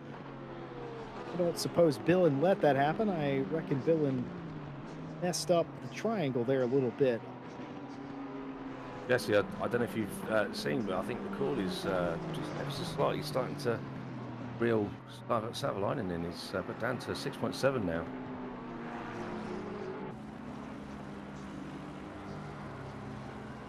Ooh, continuing to fight. That pretty much confirms what I was talking about. Billin did not mean to let Smeets by. The battle's still on for 13th here. Yeah, it's good close racing, and well, it looks like good respect as well, and giving each other a little bit of room. Close, but enough room to make sure it's clean. Oh, Savalainen's got a drive-through. Oh dear. Juna Savalainen has a drive-through. And that is, ladies and gentlemen, 4 Track limits. That was not a Seward's decision. ACC has assigned him a drive-through for track limits. Is gutting. That has got to be so gutting for Line in there to really, to be honest, no need to push that hard. And oh no, drive through and McCall can sort of back it off slightly.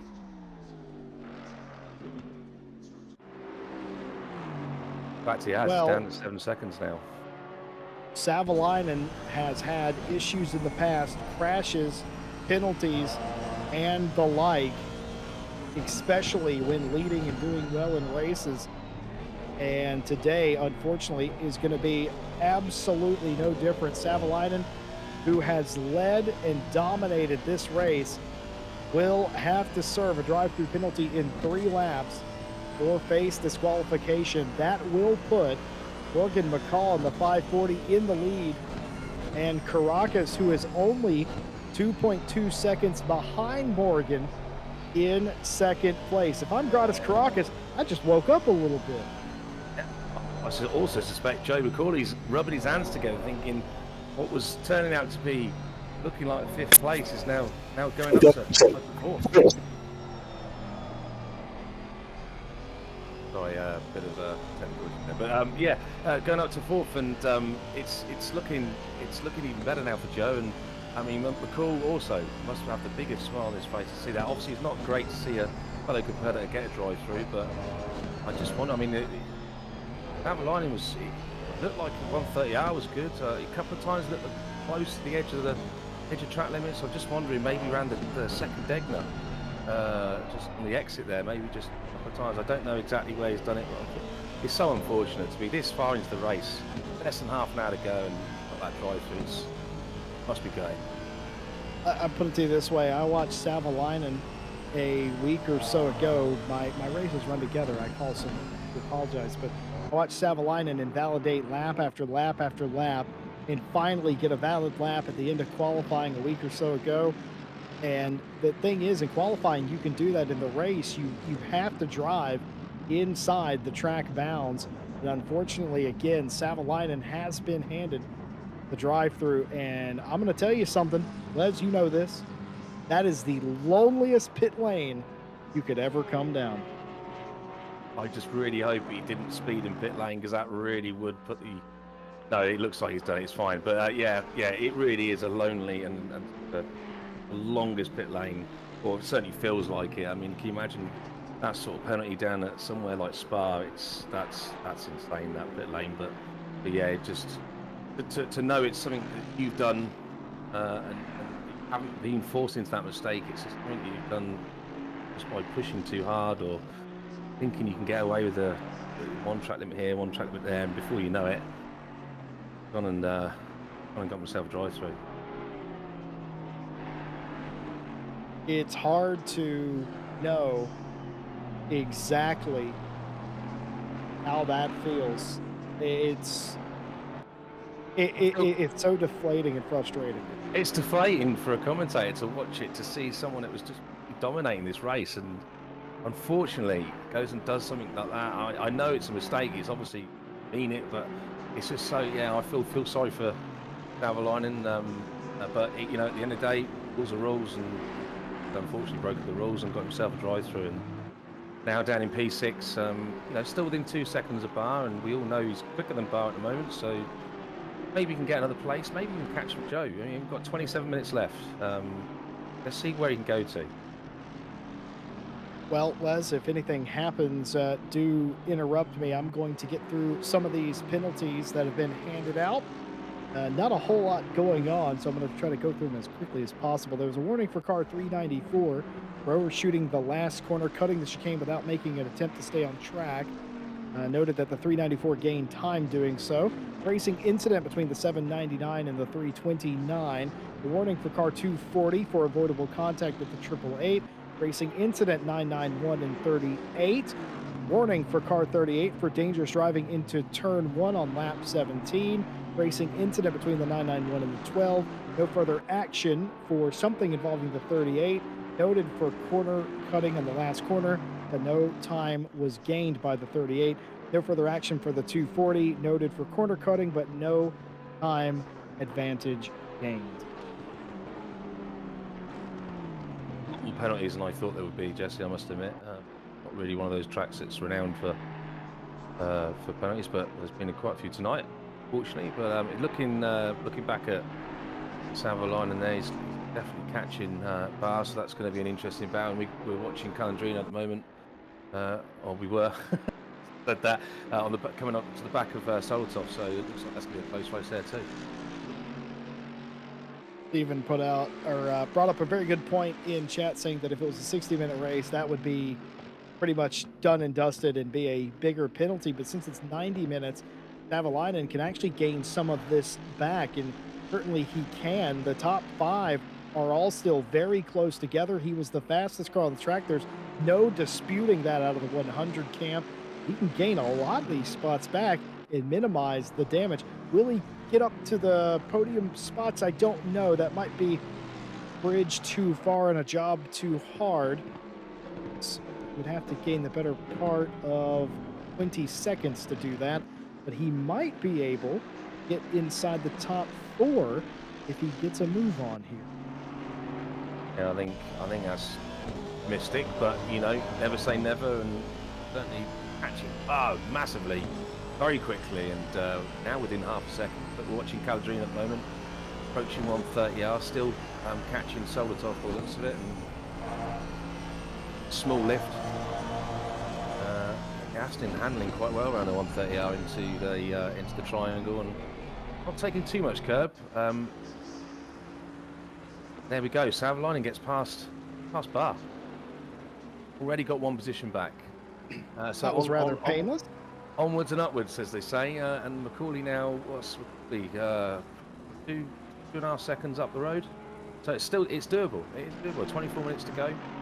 I know you're saying that someone in chat was mentioning, obviously, with the 90-minute race with the drive-through, it's not so bad, but it is when it's this late in the race. You're minimising the amount of opportunities you've got to be able to claw those points back. Good thing is, at the moment, currently holding the fastest lap, so there's a couple more points there as well. Well, Savalainen back inside P5, the top five, and has his sights on Joe Macaulay in front, where that pit stop did not turn out to be the savior for the 18. Savalainen will likely move him back to fifth here. Out in front, though, Morgan McCall has been run down by Gratis Caracas. We talked about that earlier. Caracas may have woken up. He was about 2 seconds behind him. And ever since Morgan took the lead, Caracas has decided, my car has a little extra pace now. It's in the pit stop if Caracas stopped for a quick coffee, because he certainly has woken up, hasn't he? And within 7/10 now, it's going to be an epic battle. These last 20 minutes, you've got Savalainen catching Joe. You've got Caracas there, and unfortunately, Borg-Nosman seems to be a bit in no man's land. But yeah, it's certainly going to be a great end to the race, and you've still got Calandrino here. It's very small increments, but catching this Bentley and of Solotov, and as they approach the 130R, if we can, they both make it through down into the triangle, into the last corner. One final thing, we're talking about Jonas Savalainen, who qualified P1, has the fastest lap of the race, and got a drive-through for track limits, that ACC assigned penalty. What we can tell you, looking at our telemetry on our end, Savalainen's already gotten an additional track limits warning. So you get 3 warnings, and on the 4th time begging, you get a penalty, and he's already got 1 additional warning. He gets 2 more and then does it again, well, then it could be another speedy penalty. I don't think it's going to happen. Just to keep you abreast, 100 already has additional track limits warning. That was that through the Degners, Jesse, or because it did look, when we were on board, it did look like he went rather wide on the exit there of Degner 2. I don't know if that's saw that. It could have very well have been. I don't know exactly where it occurred. I just know that it very much did, unfortunately.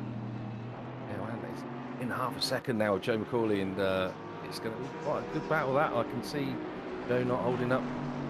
Well, sorry, be holding up a fight, obviously, with the extra points being in fourth. Got Morgan McCall leading. Caracas has all but caught up to the back of him. Savalainen on the back of Macaulay, and Calandrino all over Konstantin Soldatov. What a fantastic race. Welcome to RCI, by the way, if you're new here. It always seems to go like this. Not entirely sure why. They've all woken up, Jesse. I mean, 5 in the morning now. Well, the sun's come up, yeah. The sun's coming up. Oh, Macaulay! Joe! It looks like Joe had the same incident as before. Yeah, he just loses the rear on turn in. No touching the curb either. Just lost the rear on turn in, and it's same sort of time, I think. You know, the tyres maybe a little bit sooner before, but that's unfortunate. And well, I mean, Savalainen was catching him so quick. It was inevitable. It was probably going to be able to take the place from Joe, but unfortunately, Joe gave him the place, really. Well, we saw earlier, Borgosman got that spot from Macaulay in the same exact way. And Macaulay, for the second time in the same place, almost identical, has a mammoth Formula Drift style spin, does not go around, saves it and continues, just losing the one spot. Salvo will be happy with that, though, Les, because again, that's the second car that he's passed where he didn't really have to do a whole lot. No, exactly. Unfortunately, Joe pretty much gave him the place, but I mean, I was saying podium places were probably going to be off the cards, but really looking like it could actually happen now. We've got 19 minutes to go, and we've got Barr now right on the back of Joe as well, and Joe's really, unfortunately, that mistake. I just wonder if he's just wrecked the rear tyres, or the rear tyres are just wrecked anyway, and that's how he lost the rear end on turning.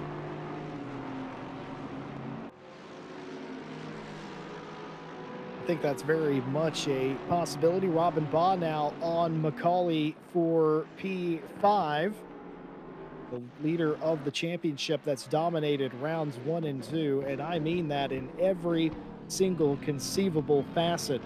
In round 1 and 2, Joe Macaulay dominated, has been in the war today, in there amongst them, as we would say in America. Morgan McCall still holding on to a very tiny, tangible lead on Caracas. This is the rear wing of Macaulay. Looking back at Caracas, the 540 and the 19 respectively. They have 18 minutes. Can Morgan McCall realistically defend for 18 minutes? I've seen him do it before. He's going to have to do it for a win here this morning. Yeah, well, certainly into turn 1, very clever with the position of the car there. Caracas just losing the rear end slightly on through the S's. You approach the Dunlop Curve and see how much power you can put down. Making a bit of curve there, which is great to see. You know, with the tyres being in this sort of this window now. You know, where they're certainly going to be half warm, that's for sure.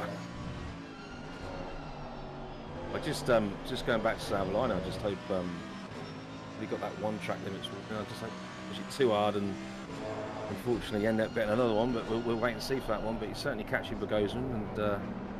Went out the hairpin here. Yeah, Morgan's upshifting quite early though. I wonder if that's just to help with the traction, but he's got a good traction out that corner anyway. Yeah, going back to Borgosman, it's 7 seconds back to Savalainen. 7.5 seconds. We'll keep an eye on that. 17 minutes. If Savalainen has a significant speed advantage over the 240 McLaren, it is doable. I just did some very quick maths, as you might expect. If he gains half a second a lap, he could do it, and that's a realistic possibility for the 100. We'll just have to see if that ends up being the case. Meanwhile, up front, Caracas still stalking Morgan McCall. I don't know about you, Les, but I've always found if I'm chasing somebody down late in a race for the win, I try to study them a little bit before I actually show them what I got. What I think is happening right now, and he's starts flashing the lights. We know we're in trouble. Yeah, that's Savalainen's. Sorry, go on. Jesse. No, I was going to say Robin Boss still yet to get around Macaulay, and I think that's more to Macaulay's credit than Boss' detriment. Yeah, agreed. And also nice to see Martin Lawrence obviously joining that that little train there as well. And the highest placed Bentley at the moment in 7th place. I've Somebody in also chat noticed. asking, Is Joe McCauley driving the old Porsche?" Yes, yes, he is. And he's been dominating with it up until today. So that is something we pointed out for round number one. We didn't really mention it a whole lot last week, but yeah, the uh, the 18 Porsche is the original Porsche 991 GT3. That's even more impressive to be able to handle. Well, sorry, being able to take this car to 2 victories, dominating victories so far, and not having so much as a good day today, but still in the top 5 at the moment. Let's see if we can hold it there in the last 15 minutes. Certainly doing a good job at the moment, though. Certainly is. Never bet against Joe McCauley to be able to defend. And Ooh. oh no, it's going to come to blows. Robin Baugh and Martin Lawrence has had heavy contact before they got to the hairpin. They didn't even make it to the hairpin. Contact there. Martin Lawrence off into the dirt still. What happened here? Oh, he just braked too late.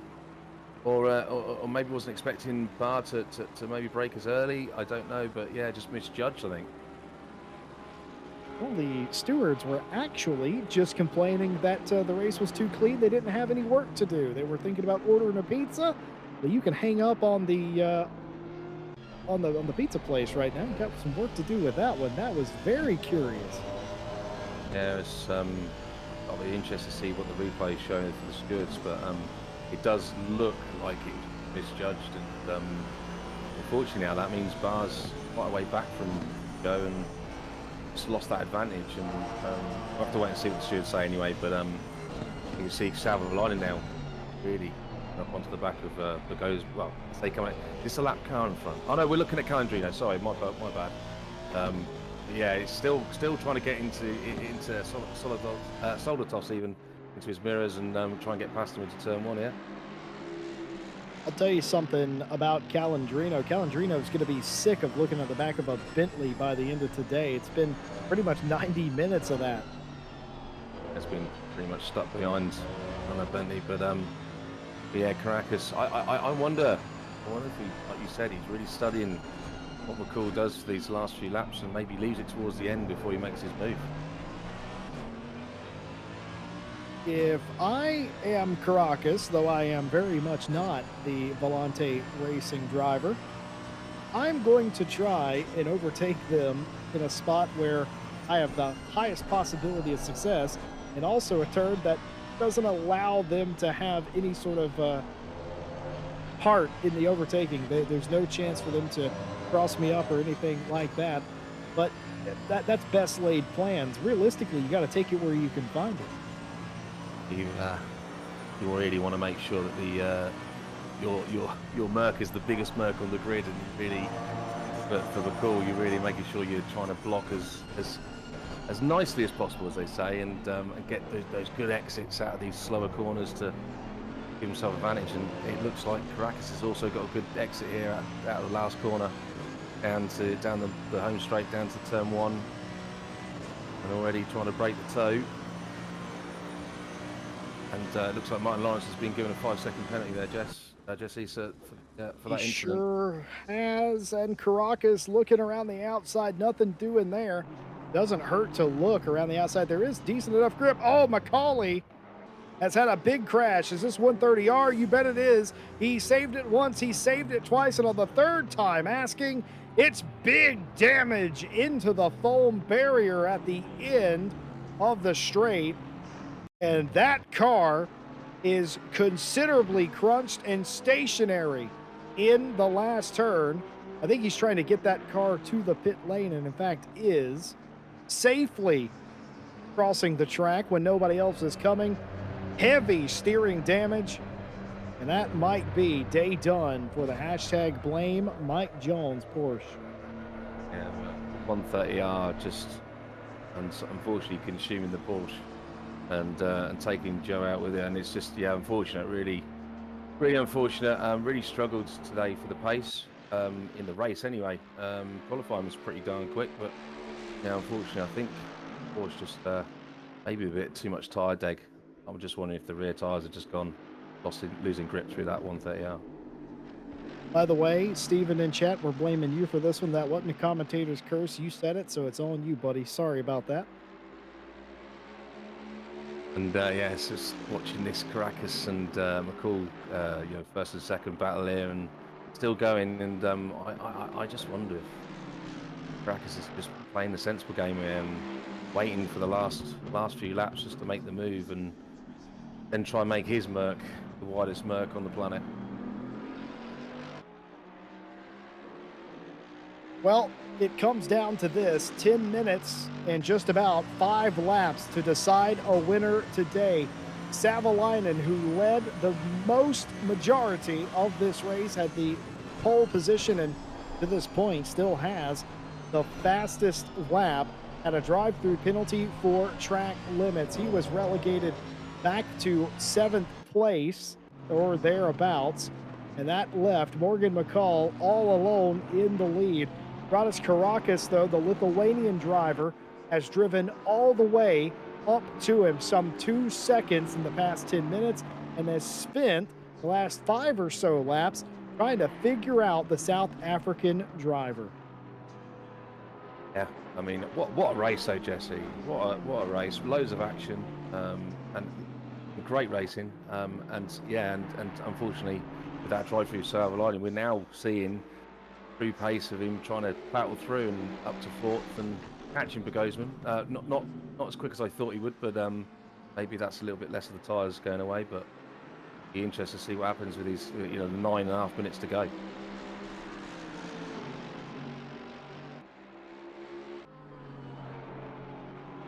Well, oh well, it always seems to come down to something very interesting. We had a battle for a podium spot, I think, a week ago, and then all sorts of fighting the week before that, and today a battle is on for the win, and rather a lot more besides. Martin Lawrence got that 5-second penalty that you called. Well, I'm going to read out exactly what happened there. 5-second penalty for car 171 for avoidable contact with the 888. In my opinion, I feel like Martin Lawrence got off easy with that one. I agree. He's completely misjudged that braking point, and I was going to say wrecked Barr's opportunity there to get past Joe, but unfortunately Joe, with his mistake, has given Barr that one more position. Now up to P5, so it's almost like it's nullified the penalty. Look down to the inside. That time did Caracas. A couple laps ago, it was around the outside, but there was nothing doing. Morgan McCall pinpointed his car. If there's one thing I know about Morgan McCall, he is very hard to pass. Doesn't matter if it's for 31st or 1st. Morgan's going to make you earn it. And tonight, it could be the difference between what step of the podium you stand on here in about 8 minutes. Excellent defensive driving by the South African. The Lithuanian driver, though, his counterpart tonight, is trying to probe for weakness, stick a nose in there, do anything that you can to potentially get a move off. And also, we saw what happened to Savalainen, who ran afoul of track limits one too many times. We're seeing a lot of cars going wide, pushing it, trying to make these passes. It could happen to anyone still in this race. Yeah, absolutely. And I mean, what a race. I mean, over 80 minutes we've gone now, and to have the top two within, well, under half a second of each other is fantastic. Great to see. And I'm just thinking, if I'm Caracas, I really want to be making this move now. We've got just over 7 minutes to go, and I personally, if I was in his shoes, as we see a pass here by Martin Lawrence through the hairpin, great move on the brakes there, and a little flash there from Streedom to show his appreciation, as you would say, Jesse. And but yeah, going back to Caracas, I think really he needs to make that move. He's going to do it. Let's do it now. Let's get it over and done with.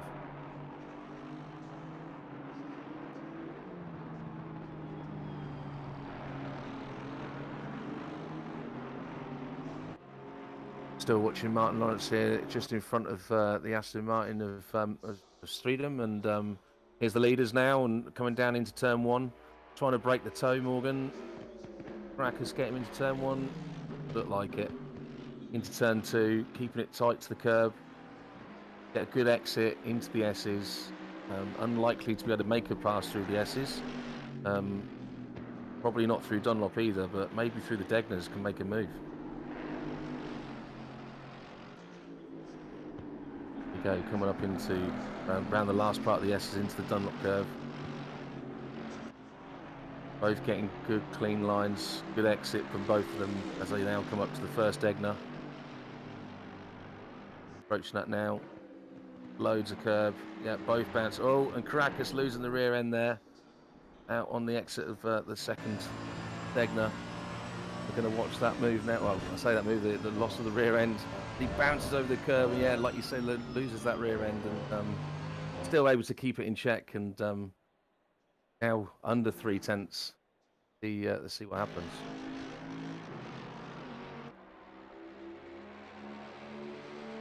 These two trying to settle it amongst themselves. Borgosman was 10 seconds back of this battle.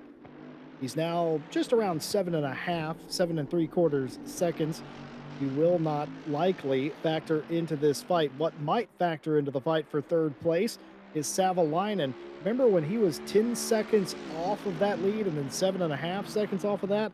Well, now he's got 2.5 seconds to go, and he just might make it there before the end of this race. It very much depends how many laps there are to go, and I think it's going to be 3 this time. By Caracas down the inside of the triangle. Contact! That sends Morgan McCall spinning. That's going to bring Borgosman up here. That's going to bring Savalainen back into it. They're both figuring it out. Borgosman's into the picture. They're still side by side. Here comes Borgosman. 3 wide for the lead here. Late in the race. 4:25 to play. 3 wide down the front straight. This is brilliant. Into turn 1. Oh, and yes, and he makes it through. He makes it through the sandwich, through turn 2, and it looks like he's got the lead. He has got the lead. Oh, that's brilliant stuff from Borgosman, and taking that opportunity. That was brilliant racing. Borgosman now with the lead of this race, I just said was not going to be a factor, was 7.5 off. That was before contact with Morgan McCall and Gratis Caracas. Borgosman leads this race. Caracas never did give that spot back to McCall, who spun way off into the infield after the accident, and Savalainen is right behind this group. It's 4 drivers, 2.5 laps for a win. It's going to be that fairy tale ending. Is Savalainen going to make up for that mistake? Who knows? We're now going into that hairpin, and to see if he can get that gap closed even more. He's certainly been on the pace. I can't believe it, Jesse. I mean, Borgosman, who would have thought it? Borgosman in the lead. What a great turn 1. This is pretty incredible stuff as Caracas now trying to chase down the leader, Morgan McCall. How much damage was done in that accident? The Mercedes, not the most damage aero-dependent car. I think that goes to the McLaren, of course, but both those cars will have a couple of seconds of damage after that contact. And also, keep in mind, there was a second contact as well when Morgan was spinning the car around and they made contact again. So a couple of those, who knows what that's done. All I can say is Borgosman might have just been gifted this win. I don't know if it's Borgosman's birthday, but it might as well be. We're going to get 2 more laps. It looks like it. Yeah, it's going to be 2 more laps, and this is epic. I mean, the top 4 within a second and a half. This is brilliant. And look at this. I mean, who would have thought it? Hour and a half race, and you got the top 4 all within that 1.5 seconds. Glad I didn't make a bingo card for tonight because, this certainly wouldn't have been on it. No, probably not. This is like I said, I can't believe it. I cannot believe it. And let's see what Savalainen can do. We all thought he could get on the podium, maybe getting past Borgosman, but I mean, to get the win. Well, he certainly can, but he's going to have to make this move on Morgan McCall in this lap to have any chance of making that a reality. Morgan's car very much ailing in the rears of the top 2, Borgosman and Caracas. I know that incident, obviously, between the 2 of them are being looked at right now. Savalainen needs to get a move on, get this pass done, give him 1 more lap to go up there and hope that Caracas has made life interesting for Borgosman up front. Down the inside of the hairpin, doesn't have the overlap, nothing doing. Savalainen still behind Morgan McCall. And I really was quite concerned of the brakes going into the hairpin, and look how quick Savalainen is on the going into the spoon curve. That is optimistic, and unfortunately, yeah, too optimistic, and goes off track. Joe McCauley has joined the chat, not to commiserate his day, but cheer on Borgosman, apparently. Fair play, fair play. Unfortunately for Joe, yeah, like you said, out of the race, but yeah, good to see he's here and enjoying what we're watching. I mean, it's great. I mean, it looks like we are going to get that next lap in, and let's see what can happen on this last lap. Caracas is not going to let this go, no matter what the fate of the Volante Racing driver. They're still going to challenge for this win again, but with a very different car. In the background, McCall under fire from Savalainen. Savalainen tried to go the outside-inside move, didn't come off, and now Morgan McCall trying to break the toe down the front straightaway. And then we're going into turn one, and is it gonna end in tears? I hope not, but no, yeah, they've kept it clean. But yeah, trying to break the toe, like you said, and looked like it worked. Well, these two have separated themselves off. This is the last lap of the race. Time expires. This is the final lap in round 3 of the GT Sprint Challenge. What will happen up front and what's going to happen here, as I believe Soldatov made a crazy outside move. Contact there. They both go off the track. Yeah, I think I would assume he gave the place back, because knowing that it would have been severe, well, at least a penalty there if he didn't give it back. But no, here we go for the, like you said, on the last lap, we're going for P3 here, and can Savalainen do it into the hairpin? Let's see who's got the better brakes. I think he's a little bit too far back. Yeah, he is. And, he is good out of this hairpin. Let's see if we can get him down the spoon curve, or maybe into 130R. But got good traction. They've both got good traction, to be fair. And Caracas must be chomping at the bit, being in P2 all that time, going for the lead, and then losing not only the lead but then P2, then getting P2 back. Can he get the win here in the last line part of the sectors? There's also a drive-through penalty for the, I think that's the 38 Porsche. There's also a penalty that has just been given, a 15-second penalty for Gratis Caracas for their involvement in the accident, a 5-second penalty as well for Morgan McCall. I think that's for the secondary contact that happened after the accident. Meanwhile, Caracas still trying to win this race. It's a point of pride, but I don't think it's going to happen. Borgosman waited in the wings all race long, was 5th, was 4th, and he's going to win it. The McLaren Shadow Project 240 is going to be your surprise winner. Caracas and McCall come through, but neither one of them are going to get to keep those positions, as Savalainen's going to get credit for 2nd place. Unbelievable finish of the race, and you've got Robin Barr coming through here. I don't think he's close enough to be able to. He might have been close enough to get P3, maybe P4, but either way, what a race, what a finish. And with those penalties there, it means Savalainen gets P2. What a crazy race that ended up being. Calandrino never did get through to Soldatov, but didn't matter. Calandrino got a top 10 anyway. The rest of the finishers coming across the line now. Borgosman, your winner. Savalainen 2nd. McCall 3rd. And I'm not sure where Caracas is going to end up after all of that. But rather besides, Lawrence, Tridum, Juknavicius, Soldatov, Calandrino, Jack Smeets, Billen, Basaglio, Labus, the 330, I believe, yes, top 15 for the 330. Scheckerman in the 911. We didn't see any of Brian Scheckerman today.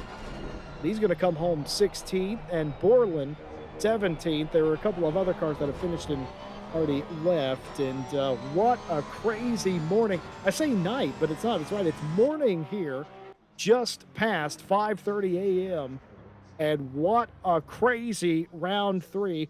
Folks, you were here. You saw it live. Show it to your friends.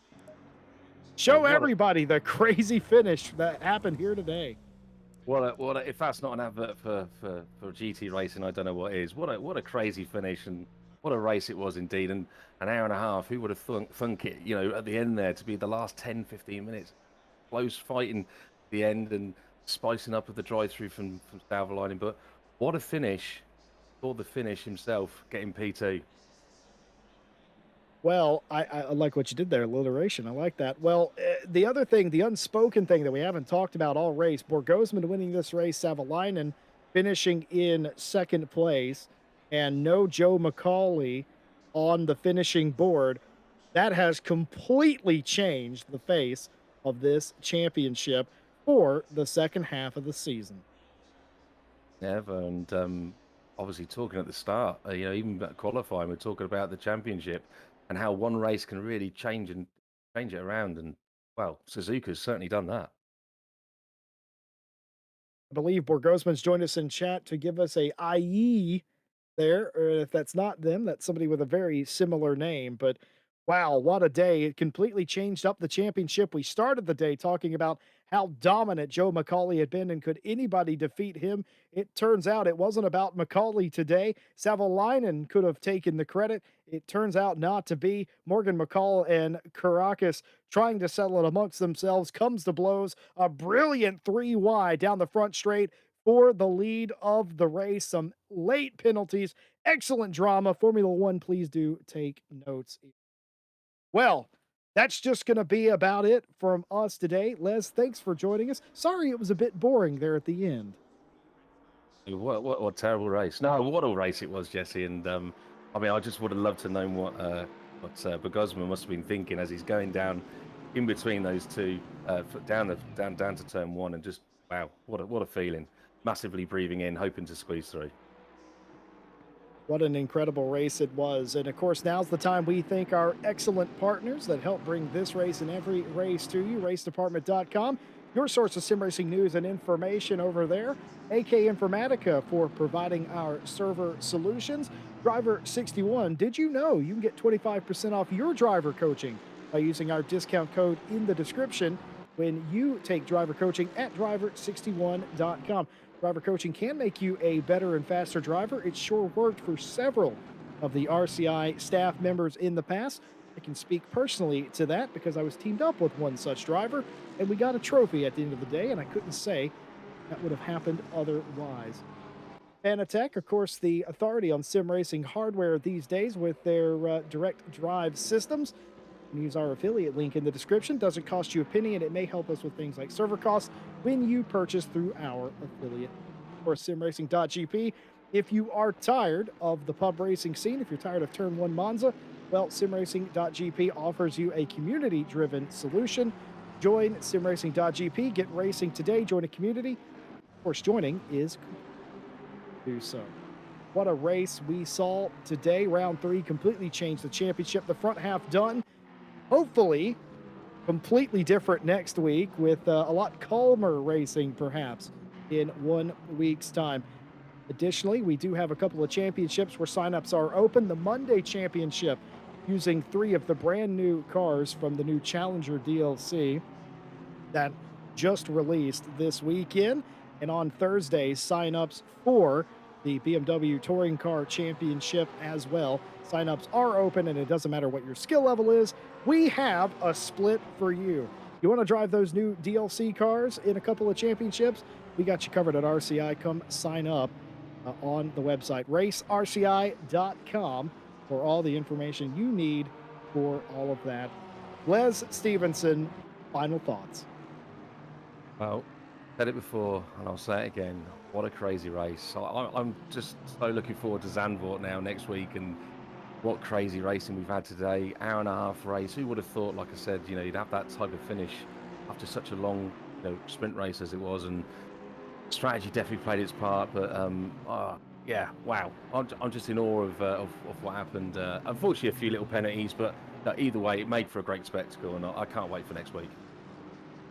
Well, ladies and gentlemen, folks of all creeds, I gotta say that if that don't turn you on, then I'm afraid to tell you, you just don't have a switch. That was a heck of a race that we saw today. We'll, of course, be back with you for round 4, as Les said. No racing on Saturday, no live stream on Saturday, I should say. The 9 hours of Alton Park taking that spot. And of course, we'll be back with you on Wednesday for the continuation of the Diamond Drive Cup. And we'll be right back with you on Friday in 1 week's time. Like, subscribe, do all the things. You're not going to want to miss a single race. And we'd love to have you. We continue on this current championship that we're doing.